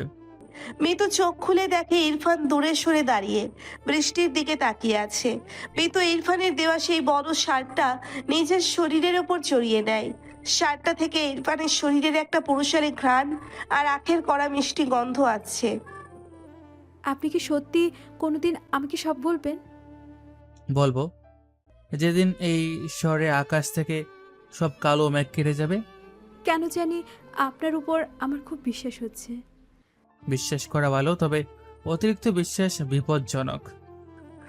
বৃষ্টির তীব্রতা একটু কমে আসে, বাইরের অন্ধকার আরো ঘন হয়েছে। মিতু শার্টের হাতা গুটিয়ে ইরফানের পাশে গিয়ে দাঁড়ায়। দুজন নীরব, কিন্তু এই নীরবতার মাঝে এক গভীর মানসিক বন্ধন তৈরি হতে শুরু করেছে, যা সামাজিক সব দেওয়ালকে তুচ্ছ করে দিচ্ছে। বৃষ্টি কমেছে, চলুন আপনাকে মেইন রোড পর্যন্ত এগিয়ে দিই। আমার গাড়ি কি হবে? কামাল, মানে আমার এক পরিচিত মেকানিককে আমি মেসেজ করে দিয়েছি, ও এসে গাড়ি নিয়ে যাবে। আপনি আমার সাইকেলের পেছনে বসুন। আমি সাইকেলে বসবো? এখন ইগো দেখানোর সময় নয় মিতু, রাত বাড়ছে। মিতু আর দ্বিধা করলো না, সে ইরফানের পুরনো সাইকেলের পেছনে গিয়ে বসে। ইরফান সাইকেল চালানো শুরু করলে মিতু সন্তর্পণে ইরফানের টি শার্টের পেছনের অংশটা চেপে ধরে। ভিজে যাওয়া হাইওয়ে দিয়ে সাইকেলটা এগিয়ে চলে, আর বাতাসের শব্দে মিতুর মনের সব দ্বিধা যেন ধুয়ে মুছে পরিষ্কার হয়ে যায়। এই বৃষ্টি ভেজা বিকেল পার হয়ে রাত নেমেছে ঢাকা শহরে। মিতুকে নিরাপদ জায়গায় নামিয়ে দিয়ে ইরফান তার পুরনো সাইকেল নিয়ে অন্ধকারে মিলিয়ে গিয়েছিল। অন্যদিকে গুলশানের বিলাসবহুল চৌধুরী বাংলোর ভেতরে তখন এক অস্থির আবহ। ড্রয়িং রুমের বিশাল ঝাড়বাতি জ্বলছে, কিন্তু রিয়াজ উদ্দিন চৌধুরীর মুখে অন্ধকারের ছায়া। তার সামনে ল্যাপটপ নিয়ে বসে আছে তাদের কোম্পানির চিফ ফাইন্যান্সিয়াল অফিসার মিরাজ। পাশেই অস্থিরভাবে পায়চারি করছে জায়েদ। মিরাজ, আমাকে পরিষ্কার করে বলো কি হচ্ছে এইসব? আমাদের শেয়ার এভাবে ড্রপ করছে কেন? স্যার, পরিস্থিতি খুব একটা ভালো না। গত 3 ঘন্টায় কে একজন মার্কেট থেকে আমাদের 15% শেয়ার কিনে নিয়েছে। 15%? এটা তো অসম্ভব। কার এত বড় কলিজা যে চৌধুরী গ্রুপের শেয়ারে হাত দেয়? যে কিনেছে সে খুব চালাক। ছোট ছোট ব্রোকার হাউস ব্যবহার করে বেনামে কিনেছে, কিন্তু সব শেয়ার আলটিমেটালি একটা জায়গাতে গিয়ে জমা হচ্ছে। কার কাছে? নাম জানতে পেরেছো? না স্যার, শুধু এতটুকু জানা গেছে বায়ারের কোড নাম IR। আবার ওই আয়ার গ্রুপ? সকাল থেকে এই নামটা শুনে শুনে কান পচে গেল। রফিককেও আজ ওরা রিজেক্ট করে দিয়েছে। আইআর গ্রুপ আমাদের শেয়ার দিয়ে কি করবে? আমাদের সাথে তো ওদের কোনো ব্যবসায়িক শত্রুতা নেই। শত্রুতা না থাকলেও স্যার, এটা একটা হোস্টাইল টেক ওভার হতে পারে। ওরা যদি আরও 10% শেয়ার ম্যানেজ করতে পারে, তবে কোম্পানির বোর্ডে ওরা আপনার সমান পাওয়ার পেয়ে যাবে। রিয়াজ চৌধুরী ধপ করে সোফায় বসে পড়েন, তার কপালে চিন্তার রেখা স্পষ্ট। ঠিক তখন সেখানে ট্রেতে করে কফি নিয়ে ঢোকেন সালমা চৌধুরী। তোমরা এত টেনশন করছো কেন? রিয়াজ, তোমার শরীর তো এমনিতেই ভালো না। কোম্পানি হাতছাড়া হওয়ার পথে সালমা, আমি শান্ত থাকবো কিভাবে? সব দোষ ওই শালার আয়ার গ্রুপের। ওদের জন্য আমাদের সব প্রজেক্ট আটকে আছে। জায়েদ, মাথা গরম করিস না, ঠান্ডা মাথায় চিন্তা কর। ঠান্ডা হওয়ার সময় নেই মা। আজ সারাটা দিন আমার খারাপ যাচ্ছে। রাস্তায় ওই এক নোংরা আখের রস বিক্রেতার সাথে আজকেও ঝামেলা হলো। এখন আবার ওই আপদ। কোন আখের রস বিক্রেতা? ওই যে আমাদের অফিসের সামনের মোড়ে একটা ফকিন্নি বসে থাকে না, সকাল দুপুরে ওর জন্য আমার গাড়ির টায়ার নোংরা পানি লাগছে। আজকেও দেখলাম লোকটা খুব ভাব নিয়ে তাকাচ্ছে। ওই ছোট লোককে নিয়ে এখন কথা বলার সময় না জায়েদ। না বাবা, এটা দরকার আছে। এই রাস্তার ধারের ভিখারিরা আমাদের বাড়ির আশেপাশে থাকলে পরিবেশ নষ্ট হয়। মানুষ আমাদের কোম্পানির ভ্যালু নিয়ে প্রশ্ন তুলবে। ঠিকই তো, এসব ফকিন্নিদের কি আর থাকার জায়গা নেই? আমাদের বাংলোর এত কাছে এসব কি? আমি ঠিক করেছি, কাল সকালে পুলিশ পাঠিয়ে ওর দোকান ভাঙবো আর ওকে ধরে জেলখানায় পাঠাবো। এই এলাকায় যেন ওকে আর না দেখা যায়। যা খুশি কর, কিন্তু মিরাজ, আমাকে জানাও এই আইআর গ্রুপের সাথে যোগাযোগ করার কোনো রাস্তা আছে কিনা। ওরা খুব সিক্রেটিভ স্যার, কোনো ফোন বা মিটিং ওরা সহজে অ্যাকসেপ্ট করবে না। অন্যদিকে সময় তখন রাত 2টা। পুরো শহর যখন গভীর ঘুমে আচ্ছন্ন, বনানীর একটি নামকরা 5 স্টার হোটেলের গোপন বারে তখন গানের তালে তালে চলছে উন্মাদনা। এই বারটি শুধু ভিআইপি মেম্বারদের জন্য। বারের এক কোনায় বড় একটি সোফায় বসে আছে রাফি, তার দুই পাশে দুজন কল গার্ল। রাফি প্রচন্ড মদ্যপ, তার চোখ দুটো লাল হয়ে আছে। সামনে বসে তার দুই বন্ধু সজল ও আরমান। আরে ধুর, আর গ্রুপ রিজেক্ট করছে তো কি হয়েছে? ওই সিও মনে হয় কোনো বড় এগোস্ট্রিক লোক। কিন্তু দোস্ত, এই ডিলটা পাইলে তো তোর কোম্পানি আকাশচুম্বী হয়ে যেত। আরে বাপ, আমার কাছে আরো বড় প্ল্যান আছে। আর সব সাহেবের মেয়ে মিতুকে দেখছিস তো, জাস্ট ওয়ান পিস। মিতু তো অনেক নাম করা মেয়ে, ওর সাথে তোর বিয়ে তো প্রায় ফাইনাল। বিয়ে না রে দোস্ত, ওটা হলো বিজনেস ইনভেস্টমেন্ট। ওই মিতুর বাপের এখন ঘাড়ের ওপর ঋণের বোঝা। আমি শুধু মিতুর শরীরে হাত দেওয়ার জন্য এই ড্রামা করতেছি। মেয়েটা কিন্তু খুব দেমাগি। দেমাগ আমি বিছানায় নামায় দিব। বিয়ের পর মাসখানে করে নিয়ে একটু খেলবো, তারপর মিতুর বাপের যে ঢাকার গাজীপুরের ল্যান্ড প্রপার্টি আছে সব নিচের নামে লিখে নিব। মিতু যদি রাজি না হয়? রাজি হবে না মানে? ওর বাপকে জেল খাটানোর ভয় দেখাবো। আর একবার আমার বিছানায় আসলে ও আমার পায়ের নিচে থাকবে। রাফি অট্ট হাসি দেয় এবং পাশের মেয়েটির কোমরে হাত দিয়ে তাকে নিজের আরো কাছে টেনে নেয়। মিতুর মতো ফর্সা আর দেমাগি মেয়েদের ডোমিনেট করতে যে কি মজা তোরা বুঝবে না। ওরে নিয়ে আমি দুবাই যাব, ওরে দিয়ে আমার বড় বড় ক্লায়েন্টদের খুশি করাবো। ওর বাপটা ভিখারি হয়ে আমার দরজায় আসবে তখন। রাফির এই নোংরা কথাগুলো যখন চলছে ঠিক তখন পাশেই টেবিল পরিষ্কার করার ভান করে দাঁড়িয়েছিল একজন ওয়েটার। তার নাম ফাহাদ, ইরফানের অন্য এক গোপন লোক। তার শার্টের বোতামে লুকানো আছে একটি অতি ক্ষুদ্র high definition spy camera. Sir, আরো এক রাউন্ড ড্রিঙ্কস দেবো? হ্যাঁ দে। শালা ওয়েটার, ড্রিঙ্কস দিতে দেরি করিস কেন? যা জলদি নিয়ে আয়। ওয়েটার মাথা নিচু করে সেখান থেকে সরে আসে। সে আড়ালে গিয়ে নিচের কানের মাইক্রোফোনে ফিসফিস করে বলে, সব রেকর্ড হয়ে গেছে স্যার, লাইভ স্ট্রিম সাকসেসফুল। অন্যদিকে তেজগাঁও রেল লাইনের ধারের একটি অন্ধকার ও জরাজীর্ণ বস্তি। সেখানে একটি পুরনো জং ধরা টিনের ঘর। ভেতরে শুধু একটি কাঠের তক্তপোষ আর একটি নড়বড়ে টেবিল। সেই টেবিলের ওপর একটি অত্যন্ত দামি অ্যাপেল ম্যাকবুক ল্যাপটপ রাখা। ল্যাপটপের আলোয় ইরফানের মুখটা উদ্ভাসিত হয়ে উঠছে। তার পরনে এখনো সেই ময়লা শার্ট, কিন্তু চোখে এখন এক হিমশীতল শূন্যতার বিষাক্ত ঘৃণা। ল্যাপটপের স্ক্রিনে রাফি সেই ভিডিওটি চলছে। রাফি যখন মিতুকে নিয়ে নোংরা মন্তব্য করছে তখন ইরফানের চোয়াল শক্ত হয়ে আসে। তার ডান হাতের তালুতে থাকা সেই পুরনো কাটা দাগটা যন্ত্রণায় যেন দপদপ করছে। রাফি, তুই মিতুকে শুধু একটা ট্রাম কার্ড মনে করিস? ইরফান ভিডিওটা পজ করে। তার ঠোঁটের কোণে এক ভয়ঙ্কর হাসি ফুটে ওঠে। এই সেই হাসি যা দেখলে যে কারো রক্ত হিম হয়ে যাবে। মিতু কাল আমাকে সরি বলেছিল। ও হয়তো জানেও না যাকে ও কাল ভিখারি বলছে সে ভিখারি এখন ওর ইজ্জত আর ওর বাবার জান বাঁচানোর একমাত্র শেষ ভরসা। ইরফান ফোন হাতে নেয় এবং তার সিকিউরিটি চিফ কামালকে কল দেয়। কামাল, রাফির কোম্পানির শেয়ার মার্কেট স্ট্যাটাস কি? স্যার, অলরেডি 20% ক্র্যাশ করেছে। কাল সকাল 10টা বাজার আগেই আরও ধস নামবে। গুড। আর শোনো, কাল সকালে জায়েদে নাকি আমার দোকান ভাঙতে পুলিশ পাঠাবে। আমি জানি স্যার। আমরা কি মুভ করব?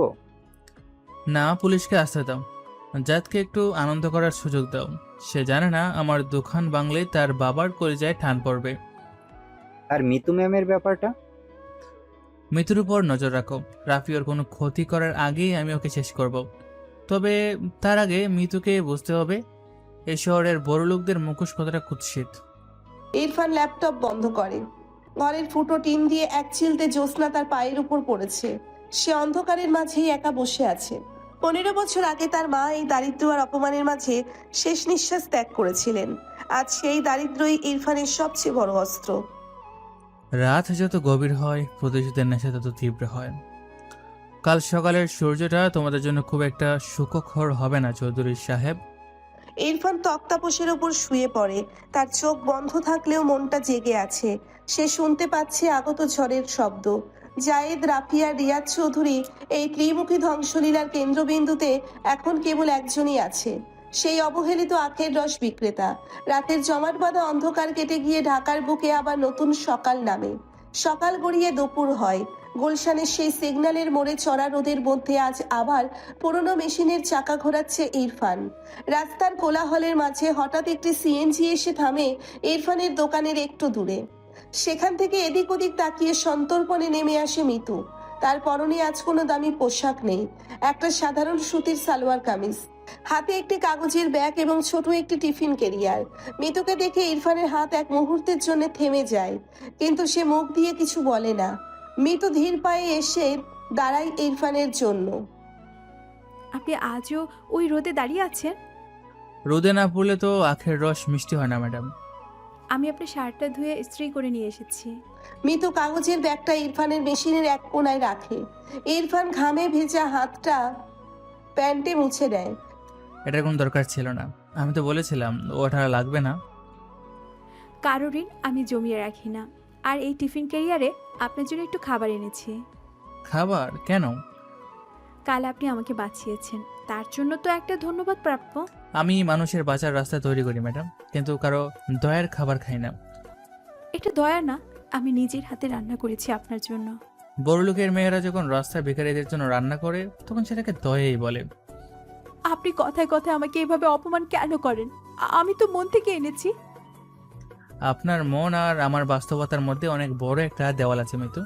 এই খাবারটা ফিরিয়ে নিয়ে যান, কেউ দেখে ফেললে আপনার স্ট্যাটাস নষ্ট হবে। ঠিক সেই মুহূর্তে একটা বিকট শব্দে ব্রেক কষে একটি সাদা রঙের পাজেরো জিপ গাড়ি থেকে পাগলের মতো নেমে আসে রাফি। রাফির চোখে মুখে সন্দেহের আগুন।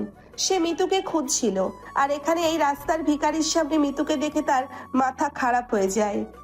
মিতু, তুই এখানে কি করছিস? মিতু চমকে ওঠে। রাফিকে এখানে দেখে তার বুকের ভিতরটা ভয়ে হিম হয়ে যায়। রাফি, তুমি তুমি এখানে কিভাবে? তোর ড্রাইভারকে থাপ্পড় মেরে সত্যিটা বের করছে। তুই আমাকে বলেছিস পাওদারে যাবি, আর এখানে সেই ফকিন্দির সাথে প্রেম করছিস। মুখ সামলে কথা বলো রাফি। উনি কাল আমাকে কিছু গুন্ডার হাত থেকে বাঁচিয়েছিলেন। আমি শুধু ওনাকে থ্যাঙ্কস দিতে এসেছি।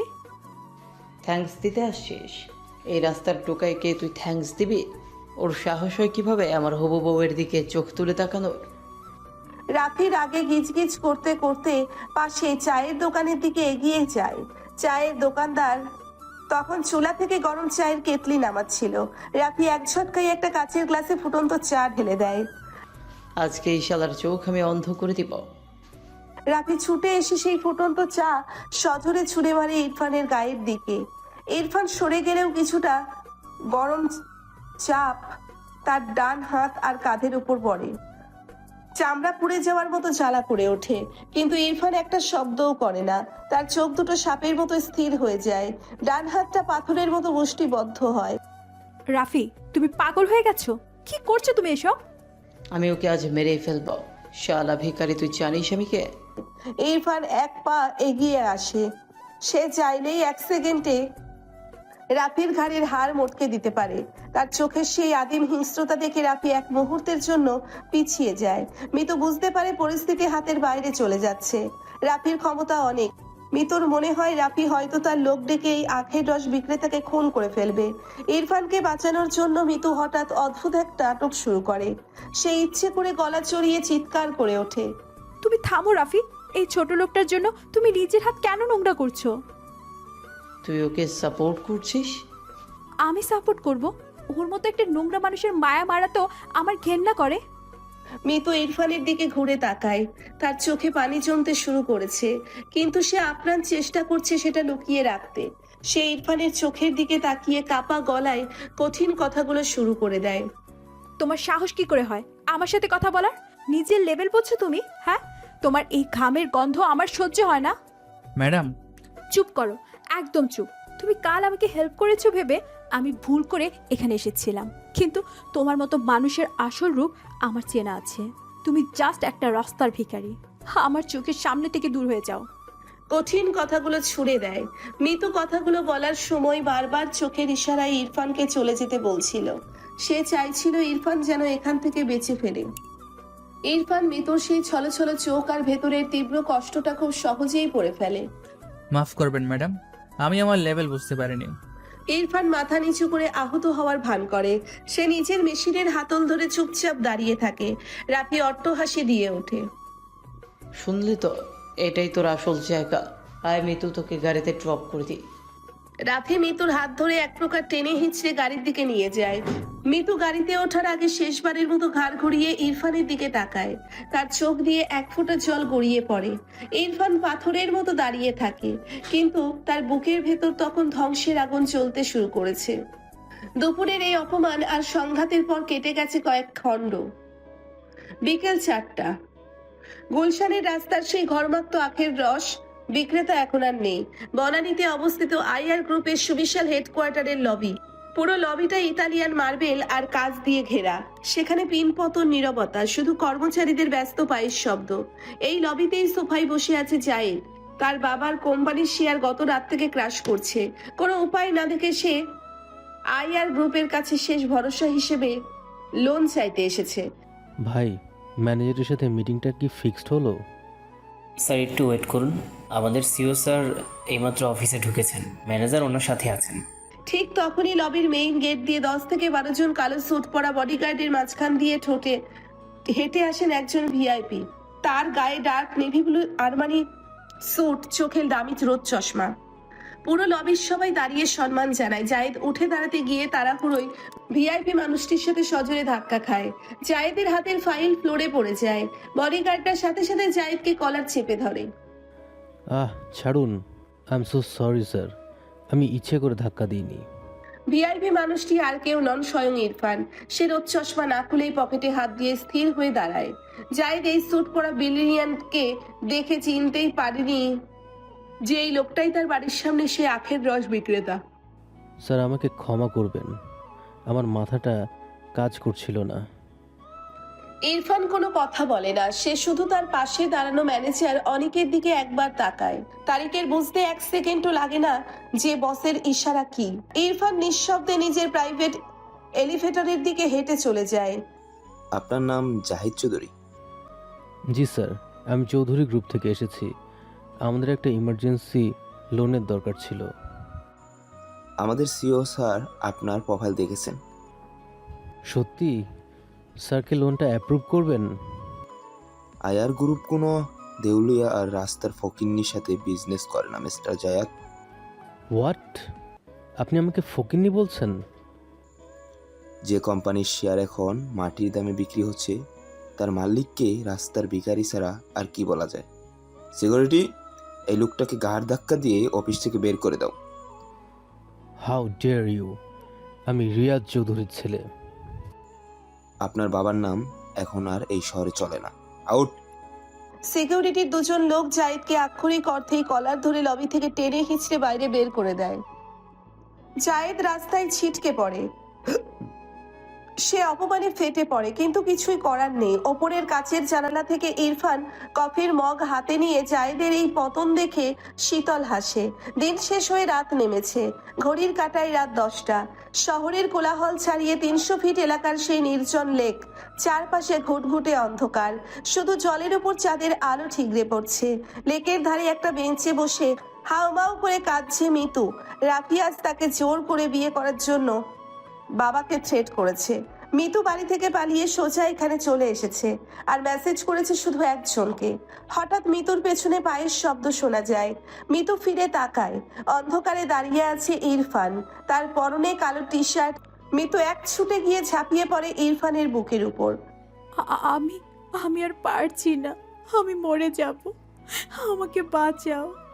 ইরফানের শরীরটা প্রথমে শক্ত হয়ে গেলেও ধীরে ধীরে তার হাত দুটো মিতুর পিঠে আশ্রয় নেয়। মিতুর কান্নায় ইরফানের বুকের টি শার্ট ভিজে যাচ্ছে। কি হয়েছে মিতু? রাফি কি আবার কিছু করেছে? ও আমার বাবাকে জেলে পাঠাবে বলেছে।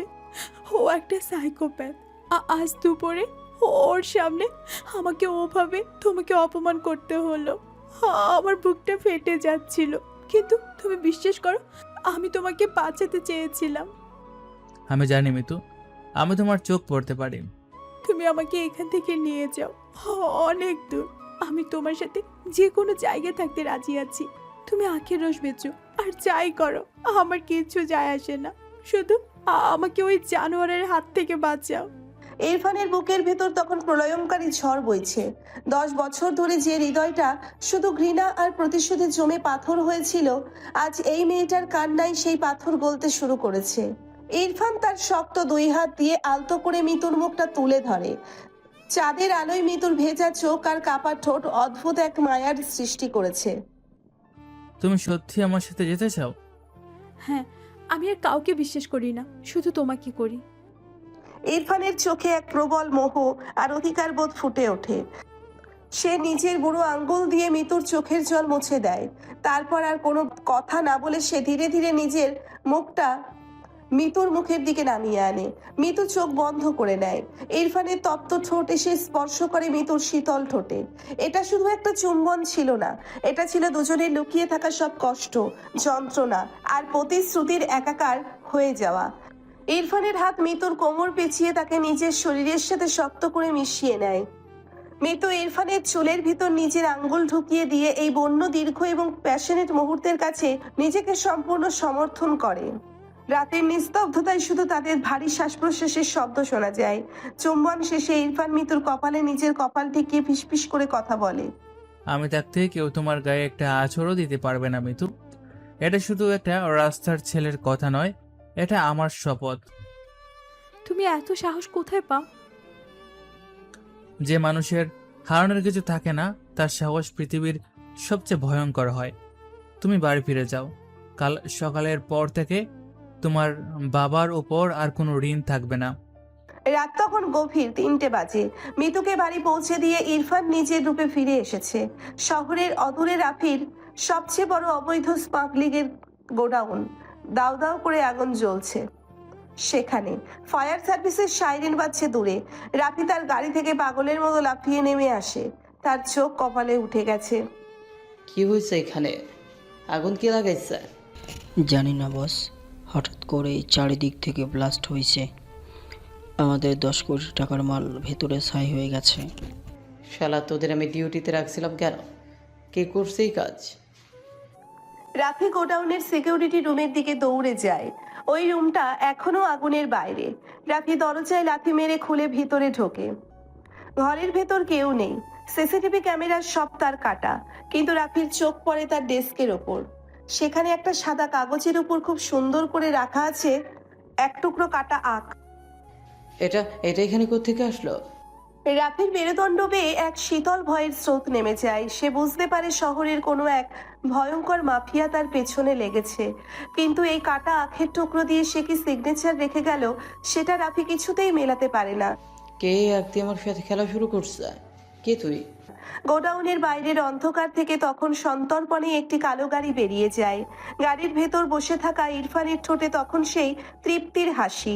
খেলা এখন আর শুধু ব্যবসার নয়, খেলা এখন রক্তের আর ভালোবাসার।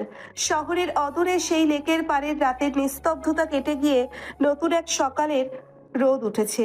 আজ মিতুর জীবনের সবচেয়ে অন্ধকার দিন, তার এঙ্গেজমেন্ট। মিতুদের বাড়ির বিশাল লনে এলাহি আয়োজন, চারিদিকে দামি অর্কিড আর গোলাপের ডেকোরেশন। ঢাকা শহরের নামি দামি সব ব্যবসায়ী আর ভিআইপিরা উপস্থিত হয়েছেন। স্টেজের ঠিক উল্টো দিকে ভিআইপি অতিথিদের বসার জায়গা থেকে একটু দূরে রাখা হয়েছে সেই পুরনো আখের রসের মেশিন। ঘামে ভেজা মলিন শার্ট পরে নির্বিকারভাবে মেশিনের চাকা ঘোরাচ্ছে ইরফান।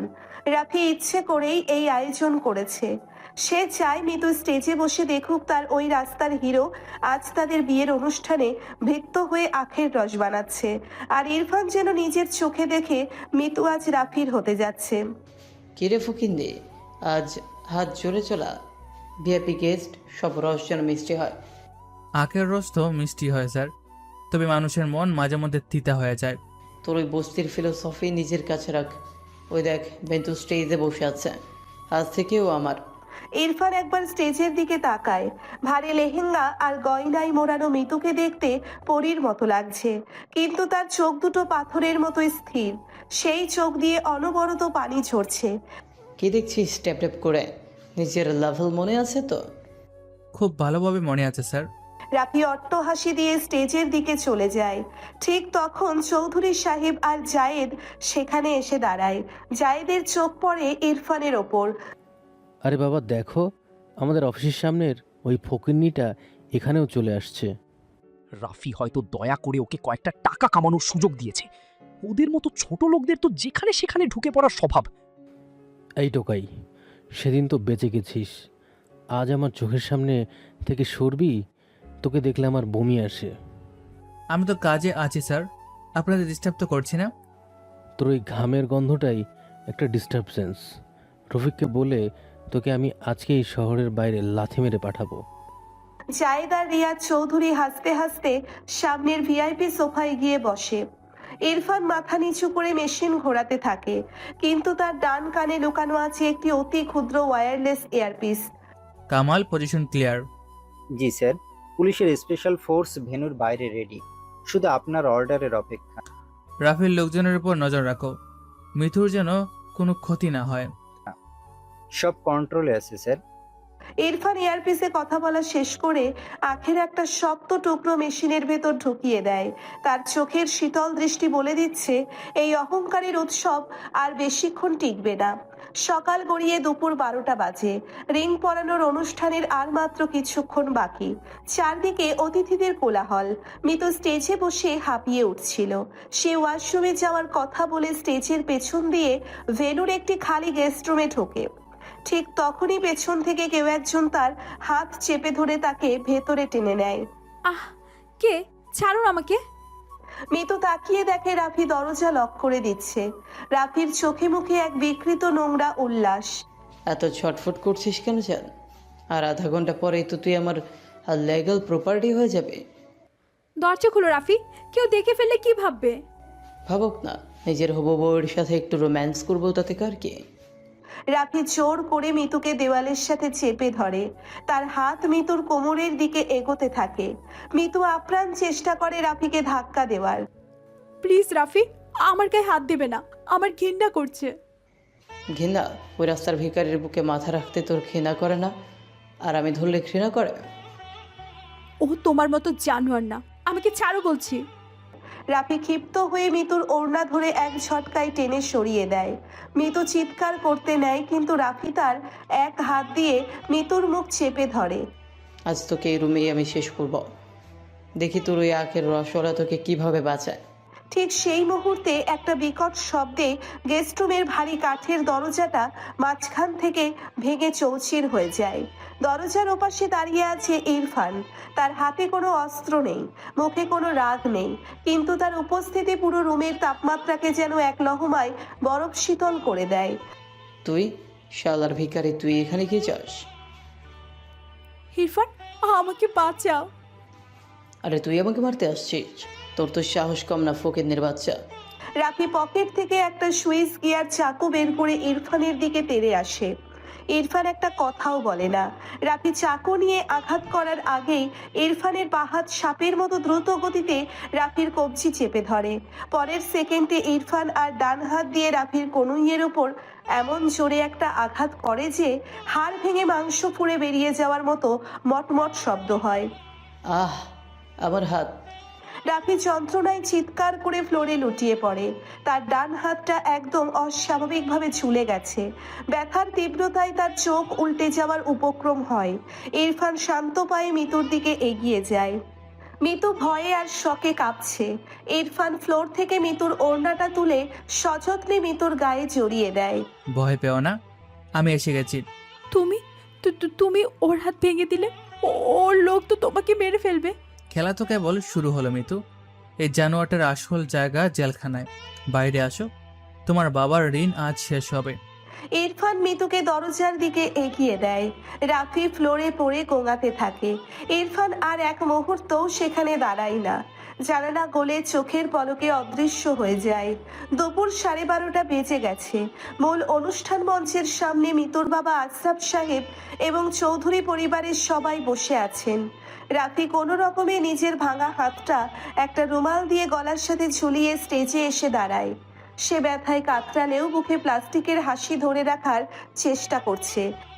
রাফি বাবা, তোমার হাতে কি হলো? মিতু কোথায়? কিছু না আঙ্কেল, একটু স্লিপ করে পড়ে গেছিলাম। মিতু আসছে।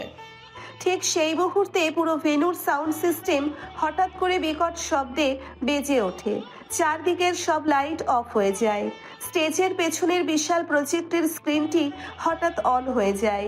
সেখানে ভেসে ওঠে 5 স্টার হোটেলের গোপন বারের সেই ভিডিও, যেটা ইরফানের লোক ফাহাদ রেকর্ড করেছিল।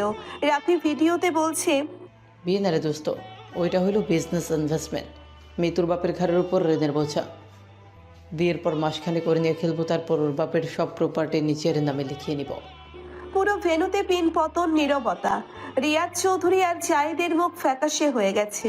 মিতুর বাবা আশরাফ সাহেব যেন নিজের কানকে বিশ্বাস করতে পারছেন না। এসব কি রাফি? তুমি আমার মেয়েকে নিয়ে এসব নোংরা কথা বলছো? আঙ্কেল বিশ্বাস করেন, এটা ফেক, কেউ এডিট করে বানাইছে না। ভিডিওর পরের অংশে রাফির গোডাউনের স্মাগলিংয়ের প্রমাণ এবং তার বিভিন্ন অবৈধ লেনদেনের অডিও বাজতে শুরু করে। ঠিক তখনই মেইন গেট দিয়ে সাইরেন বাজিয়ে পুলিশের 4টে গাড়ি ভেতরে ঢোকে। স্পেশাল ফোর্সের অফিসাররা সোজা স্টেজের দিকে এগিয়ে আসে। Mister Rafi, you are under arrest. Smuggling, blackmailing এবং মার্ডার অ্যাটেম্পটের চার্জ আছে আপনার নামে। আপনারা আমাকে ধরতে পারেন না, জানেন আমি কে? আপনি কে সেটা বড় কথা নয়, আপনার সব প্রমাণ আইআর গ্রুপের সিইও সরাসরি হেডকোয়ার্টারে সাবমিট করেছেন। আড়াই গ্রুপ? আবার ওরা? এসব কি হচ্ছে এখানে? আইআর গ্রুপ কেন এসবের মধ্যে আসবে? পুলিশ রাফিকে হাতকড়া পরিয়ে টেনে হিঁচড়ে গাড়ির দিকে নিয়ে যায়। রাফি পাগলের মতো চিৎকার করতে থাকে। পুরো অনুষ্ঠান লণ্ডভণ্ড হয়ে যায়। আশরাফ সাহেব বুকে হাত দিয়ে সোফায় বসে পড়েন। বিকেলের রোদ মরে এসেছে, পার্টি পুরোপুরি পণ্ড। অতিথিরা সবাই চলে গেছে। মিতু পাগলের মতো দৌড়ে ভেন্যুর বাইরে রাস্তার মোড়ে আসে। সে খুঁজছে সেই মানুষটাকে যে তাকে কথা দিয়েছিল সব ঠিক করে দেবে। ইরফান, কোথায় তুমি? কিন্তু রাস্তার কেউ নেই, চারপাশ একদম ফাঁকা। শুধু সেই মেহগনি গাছের নিচে পড়ে আছে পুরনো আখের রসের মেশিনটা। মিতু ধীর পায়ে মেশিনের কাছে যায়। মেশিনের ওপরে খুব সুন্দর করে রাখা আছে একটি দামি লেদার ফাইল। মিতুর হাত কাঁপছে। সে ফাইলটি খোলে। ভেতরে প্রথম পৃষ্ঠাতেই তার বাবার কোম্পানির সব বন্ধক রাখা শেয়ারের মূল পেপারস। পেপারের নিচে লাল সিল মারা একটি স্ট্যাম্প, আর তার নিচে স্পষ্ট অক্ষরে লেখা, সমস্ত ঋণ পরিশোধ করা হলো। স্বাক্ষর ইরফান চৌধুরী, সিও এবং founder, IR group. Irfan Chowdhury, IR group. মিতুর চোখ বড় বড় হয়ে যায়। ফাইলের ভেতরে আরেকটি কাগজ ভাঁজ করা ছিল। মিতু সেটা খোলে। একটি পুরনো মলিন ছবি, 15 বছর আগের ছবি। ছবিতে কুকুরের কামড়ে ক্ষতবিক্ষত রক্তমাখা হাত নিয়ে দাঁড়িয়ে থাকা একটি অসহায় কিশোর ছেলে, আর তার ঠিক পাশেই জোড়া দেওয়া মিতুর ছোটবেলার একটি হাস্য উজ্জ্বল ছবি। মিতুর বুকটা যেন কেউ মুচড়ে দেয়। সে বুঝতে পারে এই ছেলেটি সেই রিয়াজউদ্দিন চৌধুরীর অবহেলিত সন্তান ইরফান, যাকে এই পুরো শহর একদিন ভিখারি বলে তাড়িয়ে দিয়েছিল। সেই আজ এই শহরের অঘোষিত রাজা, আইআর গ্রুপের বিলিনিয়ার সিইও। তুমি এত বড় একটা সত্যি আমার কাছ থেকে লুকিয়ে রেখেছিলে? তুমি আইআর? মিতুর চোখ দিয়ে অঝরে পানি পড়তে থাকে। সে ছবিটা বুকের সাথে শক্ত করে চেপে ধরে। তার মনে পড়ে যায় ইরফানের বলা সেই কথা, মাঝে মাঝে চোখ যা দেখে তা সত্যি হয় না মিতু। মিতুর দৃষ্টি চলে যায় বিকেলের আকাশের দিকে। অনেক উঁচুতে মেঘের বুক চিরে দুবাইয়ের উদ্দেশ্যে উড়ে যাচ্ছে আইআর গ্রুপের একটি সিগনেচার প্রাইভেট জেট। জেটের ভেতরে ইতালিয়ান রেদার সিটে বসে আছে ইরফান। গায়ে তার সেই দামি আরমানি স্যুট। জানালা দিয়ে সে নিচের দিকে তাকিয়ে আছে। তার হাতে মিতুর দেওয়া সেই শার্টের একটি বোতাম। আমি তোমাকে বিপদ থেকে বাঁচিয়েছি মিতু, কিন্তু আমার আর চৌধুরীদের হিসাব এখনো শেষ হয়নি। আমি আবার ফিরে আসব। এই ধ্বংসস্তূপের উপরেই আমি আমাদের সাম্রাজ্য করব। উড়োজাহাজটি ধীরে ধীরে আকাশের সীমানায় মিলিয়ে যায়। নিচে মিতু দাঁড়িয়ে থাকে এক বুক ভালোবাসা আর অন্তহীন প্রতীক্ষা নিয়ে। মিতুর এঙ্গেজমেন্ট পার্টি পণ্ড হওয়ার পর প্রায় 6 মাস কেটে গেছে। এই 6 মাসে ঢাকা শহরের বিজনেস সার্কেলে এক বিশাল নীরব ভূমিকম্প হয়ে গেছে। আইআর গ্রুপের গোপন ঝড়ে চৌধুরী গ্রুপ আর রাফির সাম্রাজ্য এখন ধ্বংসের দ্বারপ্রান্তে। দুবাইয়ের আল মাকতুম ইন্টারন্যাশনাল এয়ারপোর্টের রানওয়েতে আইআর গ্রুপের ব্যক্তিগত জেটটি উড্ডয়নের জন্য প্রস্তুত। বিমানে ওঠার আগে নিজের বিশ্বস্ত সেক্রেটারি হাসিবের সাথে শেষবারের মতো কথা বলছে ইরফান। হাসিব চৌধুরী গ্রুপের বর্তমান স্ট্যাটাস কি? স্যার, ওদের 80% শেয়ার এখন আমাদের বেনামে।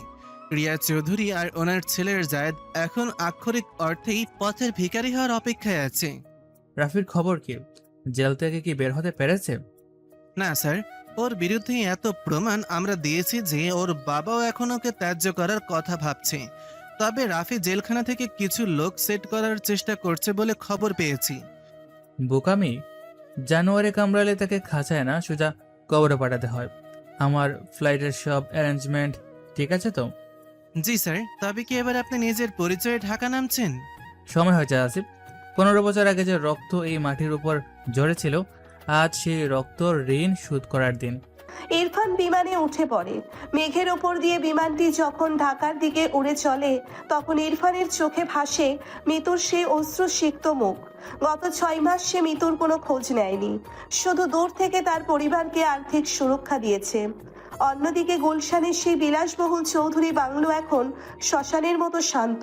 গত কয়েকদিন ধরে এই বাড়িতে গ্যাস আর বিদ্যুতের বিল বকেয়া থাকায় সংযোগ বিচ্ছিন্ন করা হয়েছে।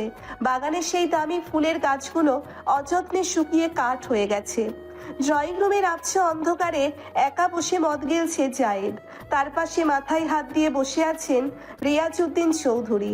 তাদের সামনে দাঁড়িয়ে আছে তাদের ম্যানেজার মিরাজ। মিরাজ, সত্যি কি কোনো পথ খোলা নেই? না স্যার, ব্যাংক থেকে নোটিশ পাঠিয়েছে। আগামী 48 ঘন্টার মধ্যে এই বাড়ি আপনাদের ছেড়ে দিতে হবে। আইআর গ্রুপ লিকুইডেশন নোটিশ পাঠিয়ে দিয়েছে। সবই মিতুর জন্য হয়েছে। এই মেয়েটার পেছনে লেগে আমাদের এই অবস্থা। আর ওই আখের রস বিক্রেতা টোকাইটাও, ও নিশ্চয়ই আড়াই গ্রুপের কোনো ইনফরমার ছিল। ছোট সাহেব, আপনারা এখনও বুঝছেন না। আইআর গ্রুপ স্রেফ আপনাদের ধ্বংস করতে আসেনি, ওরা আপনার ইতিহাস মুছে দিতে এসেছে। ঠিক তখন সেখানে ঢোকেন সালমা চৌধুরী। তার গায়ের সেই দামি সিল্কের শাড়ি আর নেই, চেহারায় এক অদ্ভুত আতঙ্ক। রিয়াজ, আমার গয়নাগুলো পুলিশ সিজ করে নিয়ে যাচ্ছে। আমাদের কি রাস্তায় থাকতে হবে এখন? আমি জানি না সালমা, আমার সারা জীবনের কামাই আজ বালির বাঁধের মতো ধসে যাচ্ছে। আমি থাকতে তোমাদের রাস্তায় থাকতে হবে না। আমি রফিকের সাথে কথা বলেছি, ও জেল থেকে আমাকে কিছু টাকা দেওয়ার ব্যবস্থা করছে। আমাদের আবার উঠে দাঁড়াতে হবে। রাফি তো নিজেই শেষ জায়েদ, তুই কার উপর ভরসা করছিস?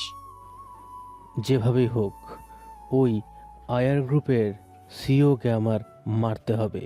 ও আমাকে ভিখারি বানিয়েছে, আমি ওকে দুনিয়া থেকে সরিয়ে দেব। জায়েদ রাগে একটা মদের গ্লাস ফ্লোরে আছাড় মেরে ভেঙে ফেলে। চৌধুরী পরিবারের এই হাহাকার যেন 15 বছর আগের সেই মৃত রাবিয়ার নীরব কান্নার প্রতিধ্বনি। সময় গড়িয়ে রাত নেমেছে। মিতুদের বাসায় এখন আর আগের সেই জৌলুস নেই। দেনা শোধ করতে মিতুর বাবা আশরাফ সাহেব অর্ধেক প্রপার্টি বিক্রি করে দিয়েছেন। তবে আইআর গ্রুপের গোপন সাহায্যে তারা এখনো মাথা তুলে দাঁড়িয়ে আছেন। মিতু তার বেডরুমের বারান্দায় একা দাঁড়িয়ে আছে। তার হাতে সেই পুরনো আখের রস বিক্রেতার রাখার লেদার ফাইলটা। সে প্রতিদিন শতবার ওই ফাইলটা খোলে আর ছবিটার দিকে তাকিয়ে থাকে। তুমি কোথায় ইরফান? আমাকে বাঁচিয়ে কেন নিরুদ্দেশ হয়ে গেলে? ঠিক তখন মিতুর রুমের ল্যান্ড ফোনে একটা কল আসে। মিতু ভয়ে ভয়ে ফোনটা ধরে। হ্যালো, কেমন আছিস মিতু? রাফির গলার স্বর শুনে মিতুর শরীর হিম হয়ে যায়। রাফি প্যারেলো বা পুলিশের চোখ ফাঁকি দিয়ে বাইরে কোনো এক গোপন ডেরায় আছে। রাফি, তুমি জেল থেকে কিভাবে কথা বলছো? রাফিকে বন্দি রাখা এত সহজ না জান। কাল সকালে আর গ্রুপের সিইও ঢাকা আসছে এক মেগা ডিল করতে। তুই জানিস ওই সিইও কে? আমি জানি না, আর জানতেও চাই না। জানলে চমকে যাবে। তোর ওই প্রেমিক আখের রসওয়ালাই হলো আইয়ার। ও তোকে ধোকা দিয়েছে মিতু। ও তোকে শুধু চৌধুরী পরিবারের উপর প্রতিশোধ নিতে ব্যবহার করছে। তুমি মিথ্যা বলছো। ইরফান আমাকে ভালোবাসে। ভালোবাসে? তাহলে ও 6 মাস ধরে ও কোথায় ছিল? শোন মিতু, কাল সকালেই তুই আর ওই ইরফান একসাথেই শেষ হবি। আমার লোক তোদের ঘিরে ফেলবে। রাফি ফোনটা কেটে দেয়। মিতু ভয়ে থরথর করে কাঁপতে থাকে। সে বুঝতে পারে ইরফান মহা বিপদে। তাকে সতর্ক করার কোনো উপায় নেই। মিতু ঘর থেকে বেরিয়ে যাওয়ার চেষ্টা করে, কিন্তু তার বাবা আশরাফ সাহেব দরজার সামনে দাঁড়ান। এত রাতে কোথায় যাচ্ছিস মা? বাবা, ইরফান বিপদে। রাফি ওকে মেরে ফেলবে। কোন ইরফান মা? ওই আইআর গ্রুপের মালিক? হ্যাঁ বাবা, ওই আমাকে বাঁচিয়েছিল। পাগল হয়েছিস? ওই লেভেলের মানুষকে তুই বাঁচাবি? তুই ঘরে থাক, পুলিশকে আমি জানাচ্ছি। মিতু জানে পুলিশ আসার আগেই অনেক দেরি হয়ে যাবে। সে তার বাবার অগোচরে জানালা দিয়ে সন্তর্পণে নিচে নেমে আসে। অন্ধকারে সে দৌড়তে থাকে সেই আখের রসের দোকানের মোড়ের দিকে, যেখানে সে শেষবার ইরফানকে দেখেছিল। মিতু যখন নির্জন রাস্তার মোড়ে পৌঁছায়, তখন হঠাৎ একদল সশস্ত্র লোক তাকে ঘিরে ফেলে। এরা রাফির ভাড়া করা শার্প শুটার। বস ঠিকই বলছিল, তুই ছুরিটা একাই বেরিয়ে আসবে। ছেড়ে দাও আমাকে, তোমরা জানো না ওকে? আমরা শুধু জানি তোকে দিয়ে ওই আইয়ারকে ফাঁদে ফেলতে হবে। চল আমাদের সাথে। তারা নিতুকে জোর করে একটা মাইক্রোবাসে তুলে নিয়ে যায়। গাড়িটি দ্রুত বেগে শহরের বাইরের একটি পরিত্যক্ত পাটের গুদামের দিকে রওনা দেয়।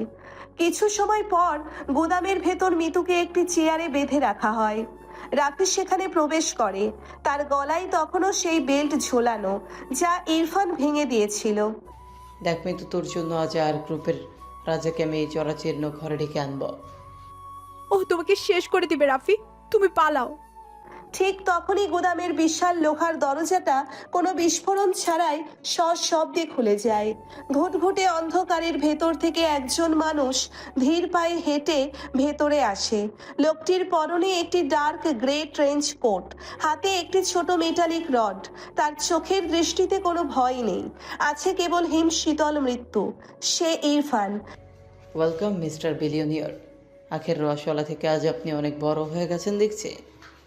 রাফি, আমি বলেছিলাম তোকে কবরে পাঠাবো, তুই সেই পথটাই বেছে নিলি। আমার হাতে বন্দুক ইরফান, তুই নিরস্ত্র। নিরাস্ত্র মানুষের সাহসী সবচেয়ে বেশি জানোয়ার। রাফি গুলি চালাতে উদ্যত হতেই ইরফান অবিশ্বাস্য ক্ষিপ্ততায় মেটালিক রডটি ছুঁড়ে মারে। রডটি রাফির হাতের বন্দুকটি ছিটকে ফেলে দেয়। পরের 5 মিনিট সেখানে যা চলল তা কোনো মানুষের লড়াই নয়, এক ক্ষুধার্ত সিংহের শিকার করা। ইরফান একা রাফির 10 জন বডিগার্ডকে স্রেফ খালি হাতে বাটির সাথে মিশিয়ে দেয়। কারো হাত ভাঙলো, কারো পা। ইরফানের প্রতিটি মুভমেন্ট ছিল প্রফেশনাল কিলারের মতো। সবশেষে সে রাফির সামনে এসে দাঁড়ায়। তোর এই হাত দিয়ে মৃত্যুর ওড়না টেনেছিলি না? ইরফান রাফির অন্য হাতটি ধরে এমনভাবে মোচড় দেয় যে রাফি আর্তনাদ করে জ্ঞান হারিয়ে ফেলে। ইরফান তাকে আবর্জনার মতো একপাশে সরিয়ে দিয়ে মিতুর দিকে এগিয়ে যায়। ইরফান মিতুর বাঁধন খুলে দেয়। মিতু ভয়ে আর উত্তেজনায় ইরফানের বুকে আছড়ে পড়ে। ইরফান মিতুর কাপা শরীরটা নিজের শক্ত বাহু ডোরে আগলে নেয়। আমি দুঃখিত মিতু, আমি আসতে দেরি করে ফেলেছি। তুমি কেন আমাকে একা রেখে চলে গিয়েছিলে? আমি জানতাম তুমি ফিরে আসবে। ইরফান মিতুর মুখটা নিজের 2 হাতে তুলে ধরে। গোদামের আবছা আলোয় মিতুর ভেজা ঠোঁট আর ভারী নিঃশ্বাস ইরফানকে মাতাল করে তোলে। দীর্ঘ 6 মাসের বিরহ আর এই বিপদের মুহূর্ত তাদের মাঝখানের সব সামাজিক দেওয়াল গুড়িয়ে দেয়। ইরফান মিতুর ঠোঁটে নিজের ঠোঁট ছোঁয়ায়। প্রথমে ধীর, পরে সেই চুম্বন এক তীব্র আবেগের ঝড়ে পরিণত হয়।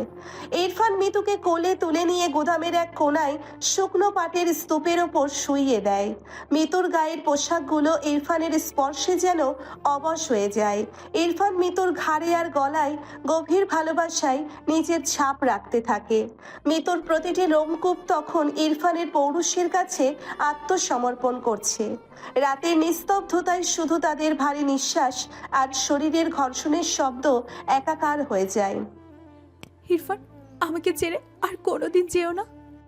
আমি তোমার ছায়া হয়ে থাকবো মিতু, আজ থেকে তুমি শুধু আমার। পরের দিন সকালের সূর্য উঠেছে। আজ আইআর গ্রুপের পক্ষ থেকে শহরের একটি অভিজাত অডিটোরিয়ামে এক বিশাল সংবাদ সম্মেলন ডাকা হয়েছে। পুরো চৌধুরী পরিবার সেখানে উপস্থিত হতে বাধ্য হয়েছে, কারণ আজই তাদের নিলামের চূড়ান্ত ঘোষণা হবে। রিয়াজ চৌধুরী, সালমা আর জায়েদ ফ্রন্ট রোতে বসে কাঁপছেন। তারা জানেন না আইআর এর সিইও কে। স্টেজের ওপর বিশাল পর্দা সরে যায়। সালোয়ার কামিজ পরা মিতুর হাত ধরে স্টেজে প্রবেশ করে সুটেড বুটেড ইরফান। পুরো হল রুম স্তব্ধ হয়ে যায়। ক্যামেরার ফ্ল্যাশ দপদপ করে চলতে থাকে। এটা কিভাবে সম্ভব? ওই আখের রসওয়ালা আয়ার গ্রুপের মালিক? না, হতে পারে না। ওই জারুদ ছেলেটা এত উপরে উঠলো কিভাবে? ইরফান ডায়াসের সামনে এসে দাঁড়ায়। তার কণ্ঠস্বর এখন বজ্রের মতো গম্ভীর। শুভ সকাল। অনেকে হয়তো আমাকে চিনতে পারছেন না, 15 বছর আগে এই ঢাকা শহরের এক বস্তিতে এক মা বিনা চিকিৎসায় মারা গিয়েছিলেন, কারণ তার কাছে ওষুধের জন্য মাত্র 200 টাকা ছিল না। আর তার ছেলেকে এই চৌধুরী বাড়ির গেট থেকে কুকুর দিয়ে তাড়িয়ে দেওয়া হয়েছিল। রিয়াজ চৌধুরী কাঁপতে কাঁপতে উঠে দাঁড়ান, তার চোখ দিয়ে জল পড়ছে। ইরফান, বাবা তুই? বাবা ডাকবেন না মিস্টার রিয়াজ চৌধুরী। ওই অধিকার আপনি 15 বছর আগে হারিয়েছেন। আজ আমি এখানে আপনাদের পরিচয় দিতে আসিনি, আপনাদের বিচার করতে এসেছি। তুই আমাদের সাথে ধোঁকাবাজি করেছিস। তুই ছদ্মবেশে আমাদের কোম্পানি কিনেছিস। আমি ধোঁকা দেইনি জায়েদ, আমি তো তোমাদের চোখের সামনে ছিলাম। তোমরা তো আমাকে মানুষই মনে করনি। যে মেশিনটা তোমরা লাথি মেরে ভেঙেছিলে, সেই মেশিনের এক একটা আখের রস আজ তোমাদের পুরো সাম্রাজ্য কিনে নিয়েছে। ইরফান একটি ফাইল বের করে সালমা চৌধুরীর দিকে তাকিয়ে হাসে। সালমা চৌধুরী, আপনি জায়েদকে দিয়ে আমার মাকে হত্যার পরিকল্পনা করেছিলেন। এই ফাইলে তার সব প্রমাণ আছে। পুলিশ বাইরে অপেক্ষা করছে। না রিয়াজ, আমাকে বাঁচাও। আমি কিভাবে বাঁচাবো? আমি নিজেই তো অপরাধী। ইরফান, আমাকে ক্ষমা করে দে। আমি তো সব সম্পত্তি ফিরিয়ে দেব। সম্পত্তি ফিরিয়ে দেবেন? আপনি তো এখন নিঃস্ব। আজ থেকে এই বাংলো, এই কোম্পানির সব আমার মায়ের নামে গড়া ট্রাস্টের আন্ডারে চলে যাবে। আর আপনারা ঠিক ওই বস্তিতে থাকবেন যেখানে আমি ছিলাম। পুলিশ প্রবেশ করে সালমা আর জায়েদকে হাত করা পড়ায়। রাফিকেও স্ট্রেচারে করে জেলের হাসপাতালে নিয়ে যাওয়া হয়। রিয়াজ চৌধুরী পাথরের মতো বসে থাকেন। তার চোখের সামনে তার সাজানো বাগান তছনছ হয়ে গেল। কয়েকদিন পর তেজগাঁও রেললাইনের ধারের সেই বস্তির ছোট্ট ঘরটি এখন ফুলে ফুলে সাজানো। ইরফান আর মিতু আজ সেখানে এসেছে। ইরফান তার মায়ের কবরের পাশে মিতুর হাত ধরে দাঁড়িয়ে আছে। মা দেখো, আমি আমার ওয়াদা পূরণ করেছি। যারা তোমাকে কষ্ট দিয়েছিল আজ তারা নিজেদের কৃতকর্মের ফল পেয়েছে। ইরফান, ওরা এখনো নিঃস্ব। তুমি কি সত্যি ওদের ক্ষমা করবে না? ক্ষমা করার মালিক আল্লাহ। আমি শুধু ইনসাফ করেছি। তবে রিয়াজ চৌধুরীর চিকিৎসার ব্যবস্থা আমি করেছি। আমি তার মতো অমানুষ হতে পারিনি। তুমি অনেক বড় হৃদয়ের মানুষ ইরফান। আমি গর্বিত যে আমি তোমার। ইরফান মিতুকে নিজের বুকের কাছে টেনে নেয়। দূরের সেই আখের রসের দোকানটি এখন একটি আধুনিক ক্যাফেতে রূপান্তরিত হয়েছে, যেখানে গরিব মানুষরা বিনামূল্যে খাবার পায়। আকাশটা আজ খুব পরিষ্কার। ইরফান আর মিতু হাতে হাত রেখে সামনে এগিয়ে চলে। তাদের পেছনে পড়ে থাকে যন্ত্রণার অতীত, আর সামনে এক সোনালী ভবিষ্যৎ। দুনিয়ার কোনো মানুষকে তুচ্ছ করতে নেই, কারণ আজ যাকে আপনি রাস্তার ধুলো মনে করছেন, কাল সেই হয়তো আপনার ভাগ্যলিপি লিখতে পারে। পরিশ্রম আর সততা থাকলে আখের রস বিক্রেতাও একদিন আকাশ ছোঁয়া সাম্রাজ্য করতে পারে।